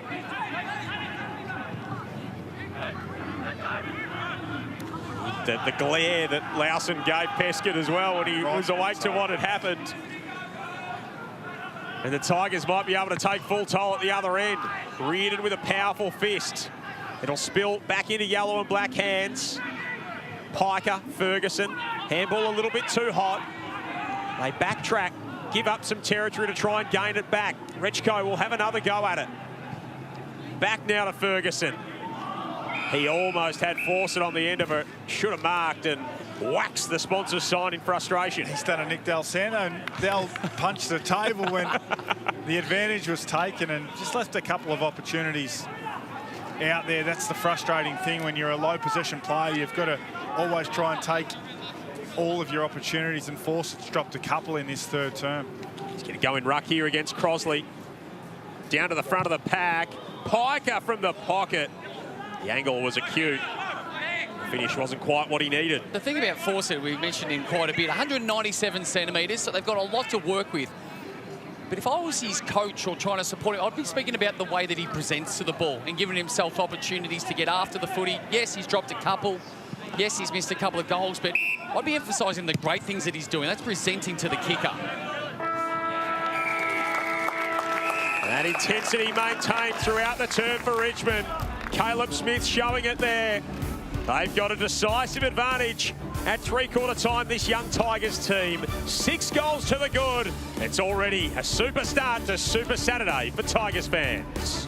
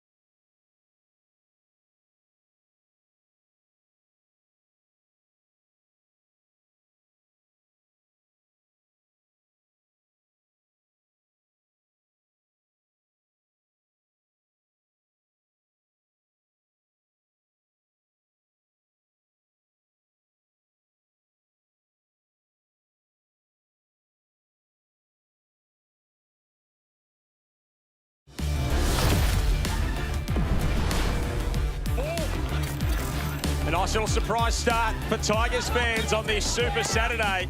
They lead by 2 points at quarter time, Richmond. They lead by 6 goals at three-quarter time against grand finalists of the last couple of years. Max Peskin trying to energise his team in that term. A beautiful day by the Bay in Frankston. A beautiful day for Tigers fans who lead at 86-50 at three-quarter time. Joel Peterson, Nick Del Santo, Josh Jenkins, Lauren Wood with you at Kinetic Stadium in Frankston. And the Tigers have put themselves in a beautiful position with a quarter to play. Yeah, what I loved about the Tigers quarter, that particular one, was they were able to turn around the clearance game. They were getting beaten at comfortably in the first half. So they win the clearances that quarter 12-6. And they kicked 3 goals, 3 from us. So in the area that was the biggest concern, they were able to actually make it one of their greatest weapons. They had 20 inside 50s. 20 inside 50s. So their dominance has been significant. The question now goes to Southport. Everything needs to go right for them from here. They're 36 points down. They need to make everything actually be perfect. I think they just have to be brave. Those risks that we thought, oh, I don't know if you want to do that off the half-back line. We've spoken about Ryan Burton a few times. Caution to the wind. Got to make every post a winner. Yeah, you got to keep taking them now. You've played 3 quarters that way, so you may as well go down fighting. Maybe just take some quicker territory versus try and play short and via hands. But they've just got to throw caution to the wind, the Sharks, and hope for the best. Let's hear what their coach had to say. Go down to Loz. Thanks, Joel. Magnificent conditions now too. A very calm Matthew Primus, really, considering the scenario, 6 goals deficit, but he just really wants to see speed on the ball here. He doesn't want to get them looking too cute or too cheeky with the ball, but they can really get a little bit of work here with the overlap of those handballs in particular and try and exploit Richmond a little bit, because obviously they're on the attack, they've got all of the momentum and they'll be playing with plenty of flair. So Southport looking to capitalise here in the last quarter. It's been a tough start for them. As we said earlier, they missed that crucial practice match a couple of weeks ago due to opposition numbers. So they were always feeling a little bit behind the 8 ball, but they've got a bit to make up here. Indeed they do. They're used to coming back from deficits. They trailed by 6 goals on grand final day last year and came back to hit the front against Footscray. Trailed by as many as 44 in that second term. It's not a position you want to be in, but it's nice to have it up your sleeve that if you ever need to find a way and never give up, that you've got it. Interesting to hear Matty Primus say he actually chatted with Jeff White on a podcast recently and spoke about the fact that, well, he didn't go in there and actually throw the magnets around. He basically just said to them at halftime in the grand final last year, you know, we've been in this position before. I don't need to change everything. Yeah. I just need you to do what you do better. They did. They responded like a good team does. He needs it again here. Yes, absolutely. They were 13-1-4 last season, Southport. Richmond 11-7. Looks like it'll be a winning start for the Tigers unless there's something special from the Sharks. Jacob Dawson kicks inside the forward 50. Disposal number 33 for the champion ball magnet. Averaged 34 a game last season. Going on to win the JJ Liston medal. It's nice to have 34 disposals in any game, let alone average it. They're huge numbers. Career best 48 against Coburg a couple of years ago, and as we've talked about throughout the course of the morning, 47 in the corresponding fixture last year. They'll get an early opportunity here through Campbell Lake, will the Sharks. Richmond players debating with the umpire around. Everyone had stopped, and Ryan Burton was basically the only one who wanted to take advantage and play on there, and in the end, the umpire allowed it. Looks to be an impressive start. Desperately need everything to go their way, Southport, if they are to get themselves back into this game. Kicked one at this end in the second term, did Lake. To get the Sharks going. That's a bad miss. Wasteful. It's not nice off the boot. Duck hook left. So the next bit they can do is lock the ball in their front half. They've seen Richmond do it to them for nearly the entirety of this game. Now their opportunity to try and get some turnover scores.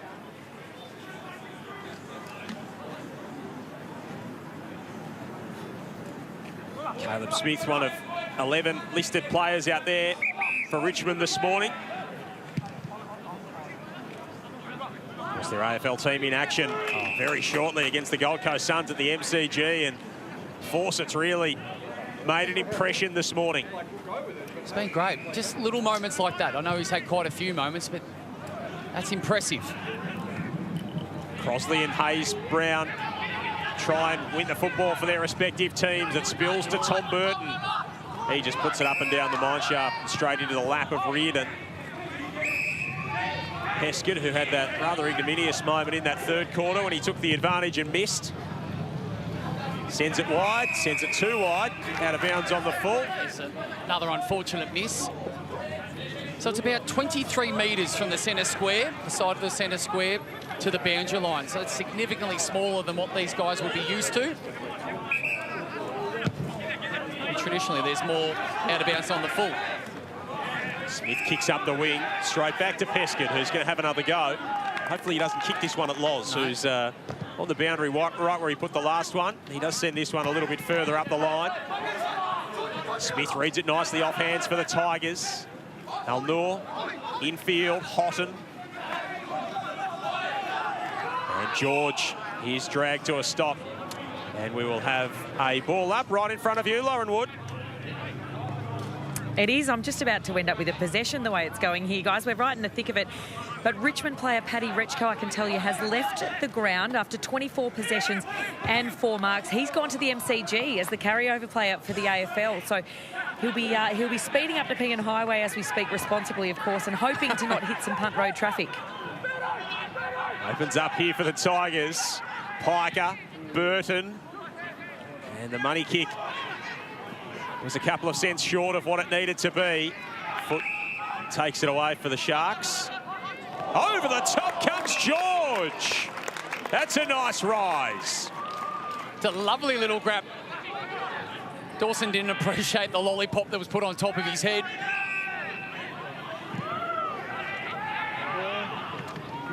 Hitting up at the footy. Here's a chance for Fawcett. He points immediately to the goals. Yeah, so just in reference to Rechko, that's interesting because he's not an emergency.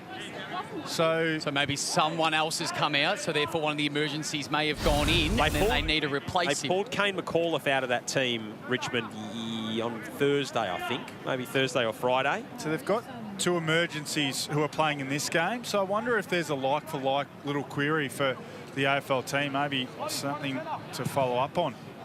Fawcett with a long set shot. Doesn't have the carry, stays in play. Reardon and Mantine can try and run it out. Terrific stuff from Ferguson, smothered the kick. And they continue to apply that pressure. Well, Paddy Rechko's had 24 disposals up until that moment of jumping in the car. Jasper Alger must be saying, well, I've had 5. Like, how many of us can head over to the MCG and possibly get to suit up again?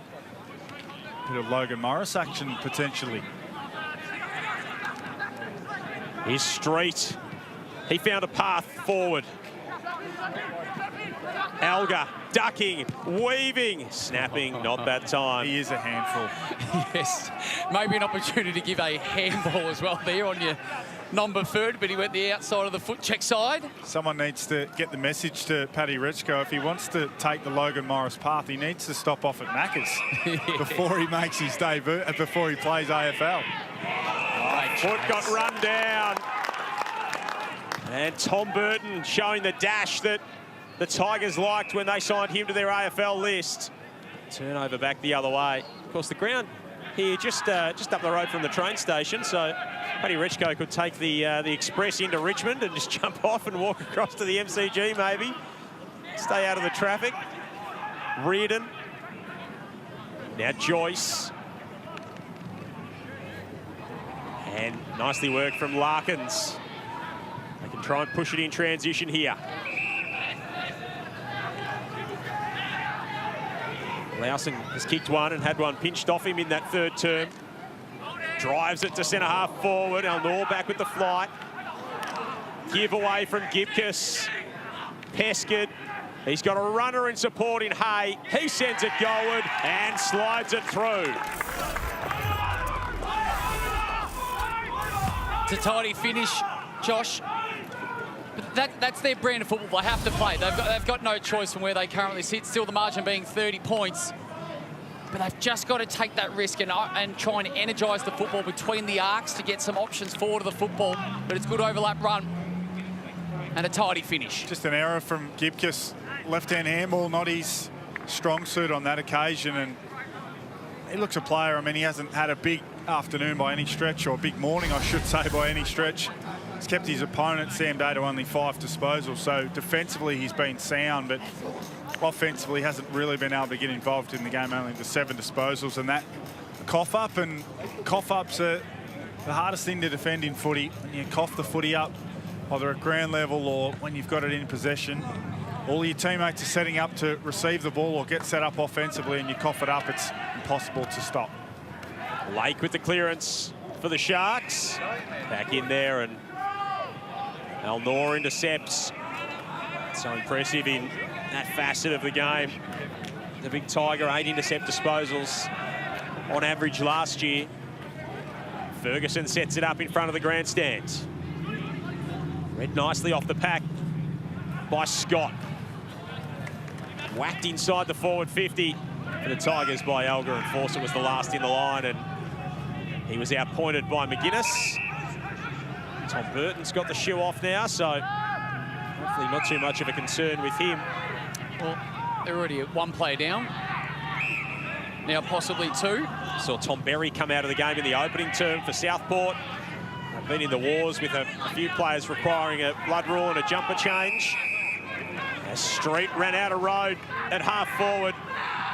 Hay inside the forward 50. He gets crunched by Collier.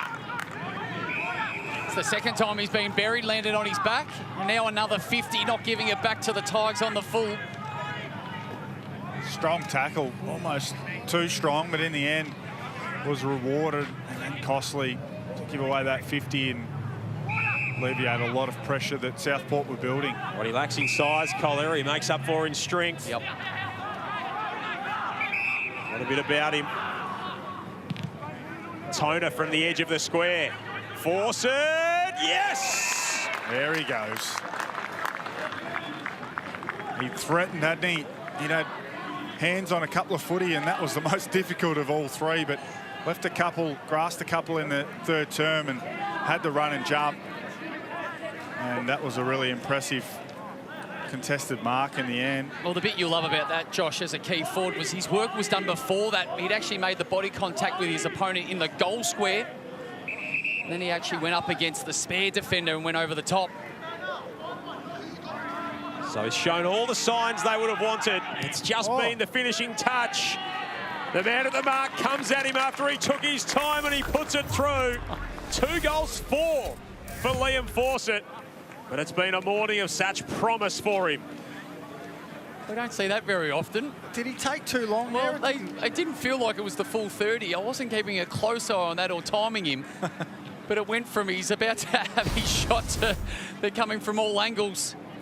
Great contested mark, and one thing I love in young forwards now, he might be a guy that jumps off his right leg. Not many players, most of us like to jump off our left. If you can jump off both feet, it really sets you up. It gives you an ability to be such a dangerous proposition. So great mark from him, and yeah, a little bit bizarre. I mean, typically 20 metres out directly in front, if anything, you'd be given an extra 5 or 6 seconds rather than 5 or 6 seconds less.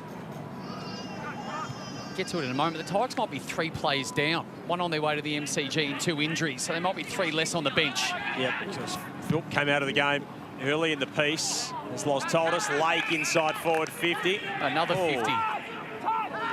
Lowson went to stand the mark there and was allowed to just really crab up to Al Noor.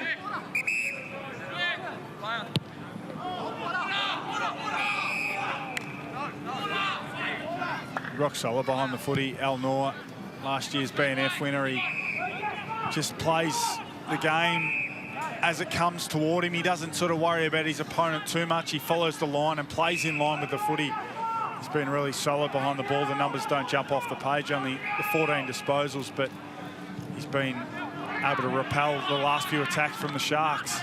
Great character as well. Mutaz. Tigers at centre-half forward, but Larkins will take it away for Southport. Back to Larkins. He's got some lineage through the Tigers, through his dad Trevor, who played 12 games for Richmond in the seniors. Now Joyce kicks inside 50. Rising up, trying to mark was Gray. And they had the support there at ground level. Our Noor just whacks it into the middle. McDonald for the Sharks to Joyce. Back to McDonald. Larkins spent what he didn't have. And trying to work his way there with Street. He's just TP'd over the football. He'd given up on it. He'd fumbled over it and then lost his footing. He looked like my 7-month-old trying to keep his balance on his hands and his feet there, Dal. Looks like me trying to do my shoelaces up. This will be a good little experience, opportunity, lesson for Richmond here, knowing that they're 2 or 3 down on the bench. You're not going to have a rotation. Let's try and do exactly this. Let's try and find some uncontested marks and take some time out of this game. Bit of the old... So not that. Yes, bit of the old Bill Belichick situational football. Exactly right. Aston turns it over. Collier takes it away right on halfway. Tigers led by 2 at quarter time, 22 at half time, 36 at 3/4 time. They hold that margin at the moment. Of course, we're sending you to their clash at AFL level with the Suns straight after this. Here's Super Saturday on Fox. Round 1 of the VFL, another game tomorrow. Gold Coast Werribee will be coming your way as part of the Sunday ticket. McDonald across halfback wins it back for the Sharks.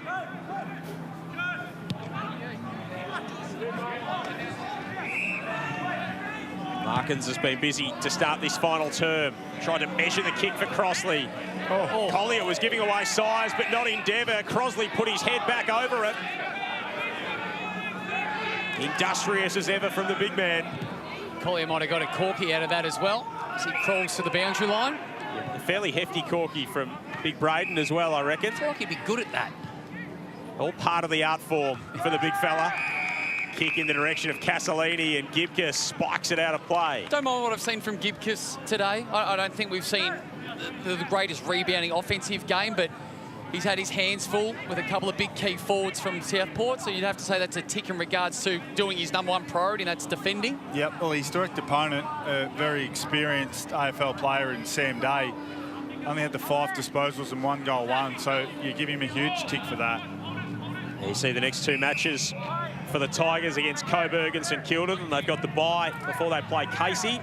Southport have got Brisbane next week, then the Gold Coast and Williamstown. Another trip to Melbourne in a few weeks for the Sharks. Johnson in defence for Richmond, battling hard with Foot. When does daylight savings end? Start of April. Is that right? Okay. Just trying to think about ways to find some positives where things could turn around for Southport. Early start this morning. No hiding the fact about that. I think there's also validity in the fact they missed that pre-season game. That's, I think Geelong were in a similar boat with their, not in terms of having missed the game or anything like that, but when you feel like you're a bit behind in your preparation, it can be really difficult to overcome. And sometimes there's no way to put a number on that. It's an intangible, but you just know as a group you're a little bit behind the 8 ball. You're just not quite where you want to be. Conversely, I think Richmond played 4 practice matches they did. in the lead-up. So they've had a fair look at it. I heard Jack Madgen, their coach, speak during the week about the build over those 4 weeks, and he's pleased with where they're currently at. Hayes Brown inside 50. Fawcett competes strongly again. Dawson wheels away for disposal number 36. They'll send it through the middle of the ground. Hay got upended. Trainer wants to go on with it as well. Finn Hay will be marched forward. Castellini, who ends up with this footy on the front point of the square. Southport with just 4 goals since quarter time. Richmond have kicked 9 in that period. Lawson, beautiful roving. Found some space, couldn't finish. Did well to get out of that tight spot, maybe just justifying to a teammate why he didn't handball to them. You normally have feedback. to. You do normally. The only time you don't have to is a set shot. That's about the only time you don't need to justify to 2 or 3 in the area. But geez, they've left some on the table today, the Sharks. 7 goals, 16. Not all of them have been easy, and that wasn't easy, but Lawson's a classy player who normally finishes well. So they've certainly at least left 4 or 5 on the table and could have made this a lot closer. 7 marks now for Liam Fawcett, 4 of them contested. Been really impressed with his game. So if you take the positives from this from a Tigers perspective, you know, Gibcus, Alga, Rechko, Fawcett, from that level have shown enough. Trainer hasn't disgraced himself by any stretch. Part of a defence that's been really solid. This man's been okay too. Big Campbell Gray, he just eases that kick to Fawcett, who's pressed up really high. And you add that to what we're seeing at senior level, and we'll see this afternoon with this youth coming through and the investment they put in through the drafts. Next 10 years, if they can keep this group all together, that'll be their future. Coaches talk all the time about how competition for spots is so important. They've certainly got some of that early in this season of the Tigers. Crossley off the ground. Toe poked it straight into his teammate Peskin.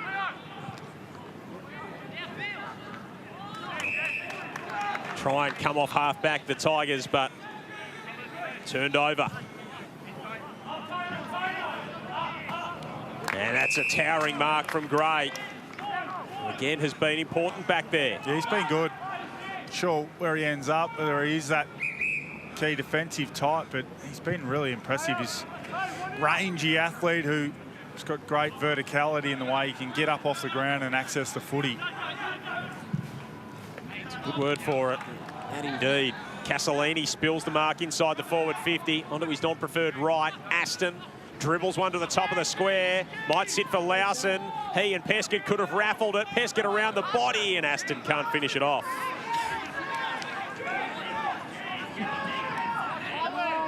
I don't know if these guys are going to buy each other a coffee on the way home. Well, he does owe...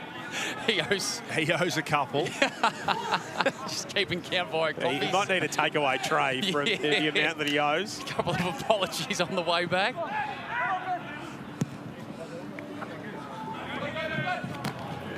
Force it again, rises up. It's bashed away from him by Matt McGuinness. And what we've got at the moment, I think you guys just touched on it just previously, but you also look at the scoreboard. It's not all dire for Southport. We know what they've done the last couple of years, the ability to build into the year.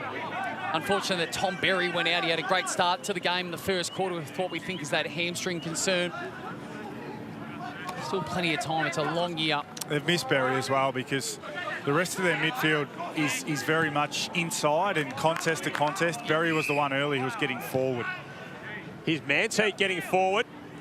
He takes a look at goal. Pescott and Smith got tangled up. Pescott's gone the Tony Modra over Mick Martin and decided to go and stand on the shoulders about 4 seconds before the ball arrived.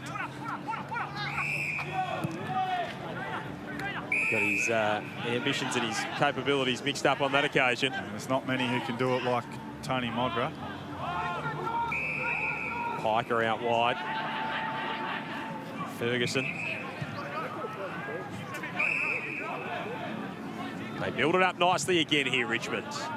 Piker with the set-up kick. What can he find on the end of it? Larkins there for the Sharks. That's a wobbly old kick out of defence, but it works to Hay. He's been really busy all game. Zach Foot's had it nearly 30 times, so they've had plenty of the footy, Southport. Especially their big guns. This man hasn't seen a lot of it. Sam Day, just 6 disposals. Been really well held. Here's a chance for Gatsby into the open goal. He misses as well. Probably sums up their day a little bit. They've actually crept up on the inside 50s, particularly in this last quarter, to make it look a little bit more balanced. 15-9. But once again, just the 1 goals for to show for it. You touch on that possession count. 24 more they've had, Southport. Yet they trail by 33 points. So it hasn't always just been about possession. It's been about the efficiency when they've gone inside forward 50. Good mark from Hayes Brown. It's been good. I've liked this game. It's just going to be disposal number 16, which is really good numbers for a man who has shared the ruck duty. Sort of kicked that out on the full, but he's been good. I know he's in a race against time when he's 25 years of age, but he's shown a fair bit. Still pressing for his AFL debut. Here's Ned Renfrey, another ex-basketballer. Sends it inside the 50, through the hands of Piker. Larkins has had plenty of it here in this final term. Warmed into things in his first game as a Shark. Collier continues to keep working. And he'll run past for the overlap as well. Drills his kick to centre-half forward. Piker's on the end of it. Burton back on the ground, which is good to see. They're lining up for the Tigers. George has got one already. Pokes it forward. And he finds his man in Toner. Richmond will be really thrilled with their outnumber game. You have a look at the screen at home, and it's been 4-3 in favour of Richmond. 5 bodies versus 4. It's the Brendan McCartney special. Just get more bodies in the screen than the opposition. They've been so good at overlapping and outnumbering and generating some turnovers.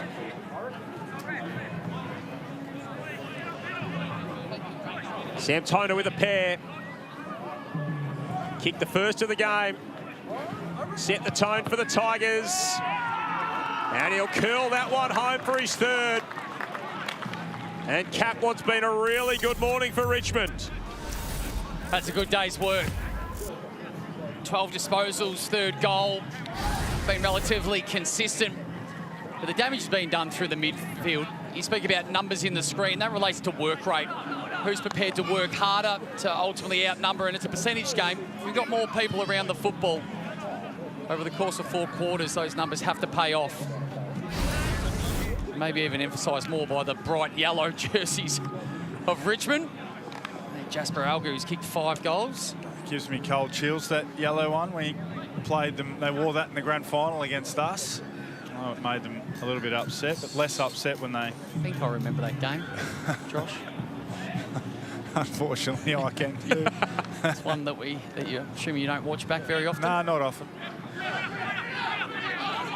Streaming forward again here in numbers. Those bright yellow jumpers. And look at Ned Renfrey crash out. He's got a bit of spunk about him. It's the Ballarat boy. Chance for Burton inside the 50. He's dishing a little bit out, the Tiger Cubs. It's good to see. He came up and set a terror screen. Yeah. Again, if you're a Tigers fan tuning in on Fox at home, you are thrilled with what you're seeing from your VFL group. It's not even about the scoreboard. It's just about the way they've gone about it as a group. Taking it right up to one of the competition's very best over the last couple of years. Burton puts that one across the face and gets it back out to an even 40 points. So they've reached the 100 mark, Richmond, which they did just twice all of last season. They've done it in their season opener today. Al Noor's just got all the time in the world. He has all morning. Sends it inside the 50, picked off by Scott. And that will be lucky to score and doesn't. He's fun to watch, Al Noor, isn't he? Almost stands still and everyone else moves around him. He just picks his moment. Assesses. Been a fantastic performance by the Tigers. You're spot on, Josh. It's not necessarily the score, it's the style of football they've played. Their enthusiasm, their chase defensively has been exceptional. Another turnover.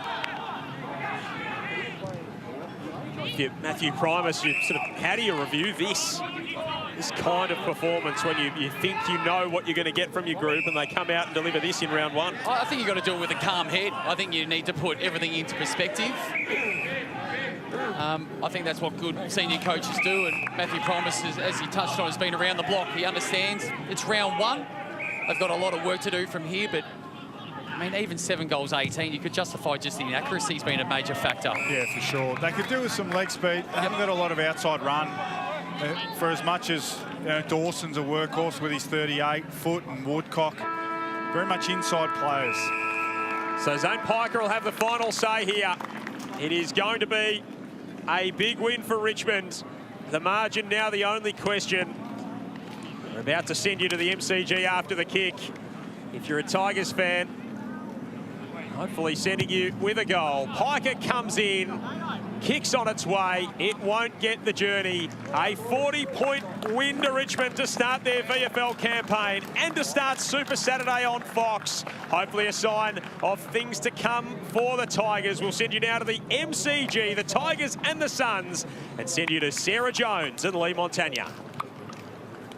Much, Joel. It is a stunning day here at the MCG for the Suns and the Tigers. A big opportunity for the young Richmond side to test themselves against one of the standard bearers so far this season. It does kick off a massive Super Saturday on Fox Footy that culminates in the West tonight with an epic clash between Fremantle and Melbourne.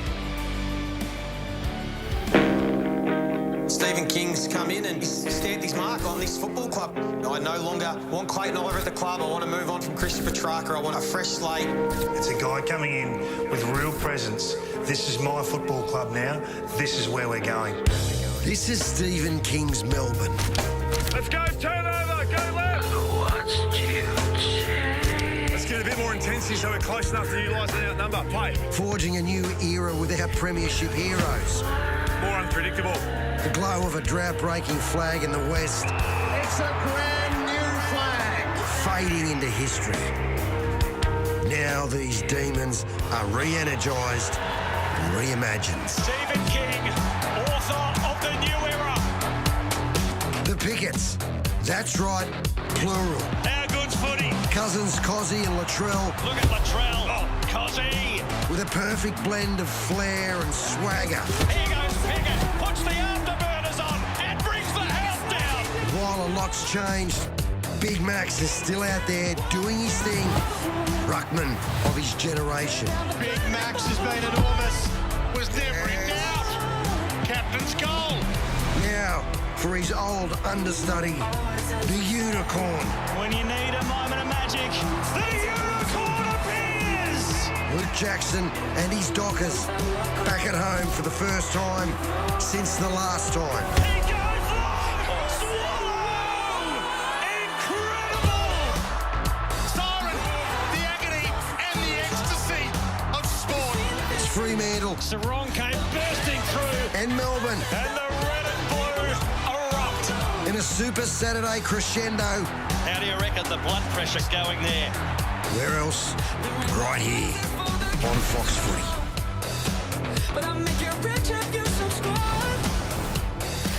Mouth-watering clashes coming up throughout the day on Super Saturday Live on Fox Footy. It is brought to you by Toyota. Footy, oh, what a feeling. And this one here at the home of football, the MCG, sees the Gold Coast Suns taking on Richmond. A big welcome to two-time All-Australian Lee Montagna. It is the perfect conditions for football today, Joey. The players must be licking their lips, particularly the big forwards, and Tom Lynch, after that wayward kicking we saw last week, no win to speak of. No excuses today in front of the big stick, Sarah. But yeah, beautiful day, Saturday afternoon, MCG, and a great opportunity for the Gold Coast Suns. They only play here twice this season, and if they want to get to the big dance, we know they're going to have to play at the MCG throughout September. So a great chance for them. I think they'll love the big expanses of the G, the way that they can run and spread, and the powerful runners that they do have. It's going to be exciting to watch them here at the G, and it's going to be a test for the Tigers. It does kick off a huge Super Saturday on Fox. After this clash, we head up to NG Stadium for the Giants and St Kilda. A lot of intrigue around this. There's been a lot of pressure on St Kilda after their 0-2 start to the season. Some unfair, I think, pressure on Nasiah Wanganeen-Milera. What's your take on this clash and what we might see? Well, yeah, all eyeballs have been on St Kilda, and they stuck their neck out over the off-season, and it hasn't started the way they would have liked. But look, I do trust Ross that he'll get this group fired up today. I think there'll be a response coming. The Giants are a little bit of pressure on them. They wouldn't want to lose this one at home and slip to 1-2 to start the season for them. Look, Naz will be interesting. Does Adam Kingsley decide to tag him again and not let him off the hook, or does he decide to back his system in, which he does at times, and maybe Nazai will enjoy the freedom? But there'll be a big watch on that one later after this game. And then tonight's clash, Fremantle and Melbourne. You would expect the Dockers to win that at home, but there was an energy about the Demons last week here at the G. They're a little bit exciting at the moment. Absolutely, and there is a little bit of pressure on Fremantle, similar to the Giants. They wouldn't want to lose at home to a team that they should beat. But Melbourne, you're right, they were excellent last week against St Kilda, particularly offensively. They play an exciting, fun brand, and they're going to kick a score. So Fremantle want to be on their game. Looking forward to the ruck battle as well after we saw what Big Max did at the G last week. On to this one here this afternoon, and the experience that Richmond are able to bring back in. Nick Voston, who's got a pretty good record against the Suns, comes in, and Dion Prestia. So a couple of really experienced players, some bigger bodies. We were just looking at the baby faces of this Richmond lineup. They are incredibly young. Yeah, I think Adam Mouze will love having some of the experience and bigger bodies, even Lafau in the team, because this Gold Coast side is powerful. We've already seen them. They are strong. They're physical. So to have some of the senior players, I think Voston almost had a career best year last year. He was runner-up in the best and fairest, and even Dion Prestia only played the 12 games, but when he played, he had significant impact. He still was averaging his career numbers and was top 10 in the best and fairest, and Lafau can support Tom Lynch in a young forward line and provide a presence. And Tom Brown, another one who was a bit of a surprise not to get selected last week, but gets another game under his belt, and then he's ready to show his wares this afternoon. And then for the Gold Coast Suns, Bailey Humphrey returns after a hamstring complaint. He is really important to this side. If they can get him going, look out. Yeah, they're sport for choice, the Gold Coast Suns, and Damien Hardwick now to have Bailey Humphrey back in after kicking 4 to start the season. And Charlie Ballard, who we know is such a quality defender, has missed a lot of footy. Round 1 in last season was when he did that ACL. He gets an opportunity today to fit in with the other backs down there in Mac Andrew and Sam Collins. So it's a pretty exciting time for the Gold Coast Suns. 370 days out of football for Charlie, so a good return here at the MCG. The Suns have been really fast starters so far on what we've seen this season. Both of their first quarters, they've been well up on their opposition. their ability to come out today and hit the ground running. Richmond need to be prepared for that, don't they? Yeah, they do. Yeah, they're a powerful team, and the way they play, they can kick scores in a hurry. We've probably seen so far this year, it hasn't been sustainable to do for a full 4 quarters, even though that's what Damien Hardwick would want to see. But yeah, when they do get going and get that wave and run and handball game, it's hard to stop. So Richmond will want to bring their best pressure game. Hasn't been a real strength of theirs under Adam Uze, but when the Tigers are at their best, it's their forward half game. They get the ball inside 50, they can lock it in, and their smalls get to work, and that's how they'll get some opportunities. So it'll be fascinating to see this matchup and whether the Tigers can stick with them.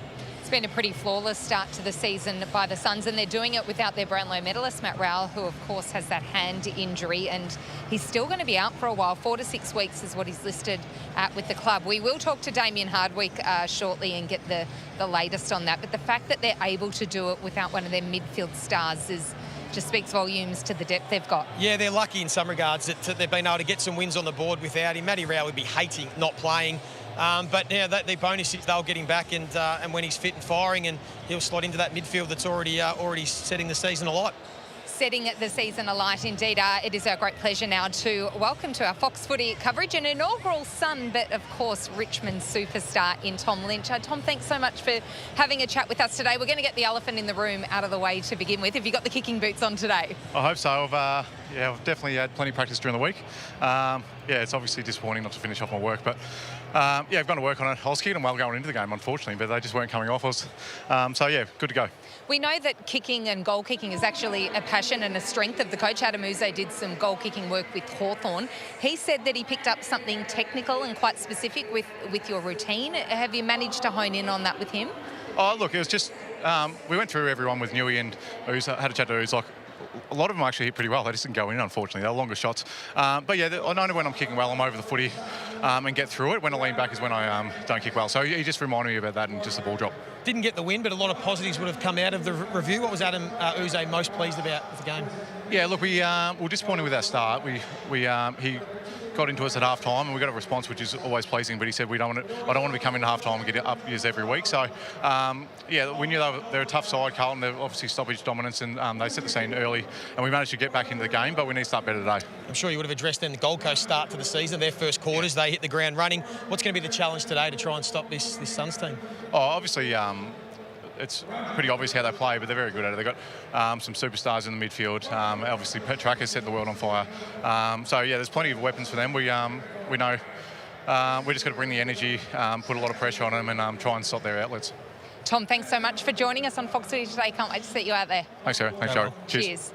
Tom Lynch there, an inaugural Gold Coast Suns. He mentioned Christian Petrarca. He is our Chemist Warehouse player in focus, and for very good reason, Joey. He is having a sublime start to the year, a perfect 20 in the coaches' votes. Yeah, 2 of his best 3 rated games of his career have kicked off the season. I don't think even he could have thought he would play this well. I think it's probably undersold how well he went last year. It was probably underappreciated that his year he's pretty good, but what he's been able to do to start this season has been unbelievable, and he'll be hoping to continue that form, as will the team, and he's going to be hard to stop. But I wonder whether Adam Uze has got a plan for him, because we've seen him play the role that he's done so well over so many years, and what Damien Hardwick had with Dustin Martin, play in the centre bounces, start on ball, and then be able to drift forward. He's got someone like Tuke Miller that can cover it and go and play as a transition mid, and he's able to hit the scoreboard. He's had double-digit score involvements. He's been able to set up goals as well as hit the scoreboard himself, so he looks fit, he looks hungry, and he's playing in a system right now that is really suiting his style. Is he going to be a big difference maker come September, you think? Yeah, absolutely. Yeah, this guy is proven performer in September, and Gold Coast, they got their finals experience last year. It's such a tough competition. To go one step further, you need the match winners, and they've already got a few, but to add another one like him who's been there and done that, I think that'll be telling come September. They've had some dominance in the midfield via the ruck and the hit-outs. Because of this new rule change, we're seeing ruckmen kind of play with the rules and work out what they can and can't do. For Wits, it's working not to wrestle. Yeah, just interesting with the throw-ups and which ruckmen are actually being advantaged by the run and jump. And surprisingly, Jared Wits is one of them. He's clearly number 1 in the competition. Of course, only a small sample size, but getting his hands on the footy first in at centre bounces, which is meaning they're able to score But the scary thing is they've still got a lot of room for improvement. They've actually lost the centre bounce differential in both games against Geelong and West Coast. So if they can just break even in that facet or get it on their terms, they might be able to kick a big score out of the centre bounce because of Jared Witz's dominance. Noah Anderson has a superb record against the Tigers, averages 30 disposals and 7 clearances. His eyes would light up when he sees this fixture. Yeah, they're his last 6 games against the Tigers, and when you actually take a look, he's polled Brownlow votes in 5 of the last 6, 13 out of a possible 18 Brownlow votes. So he's enjoyed his time against the Tigers. He feasts on them. I wonder if Richmond are aware of that and whether they put someone to him, because this guy, for me, is one of the very best midfielders in the competition. So where does Tuke Miller fit into the scheme of the midfield now that they've got some added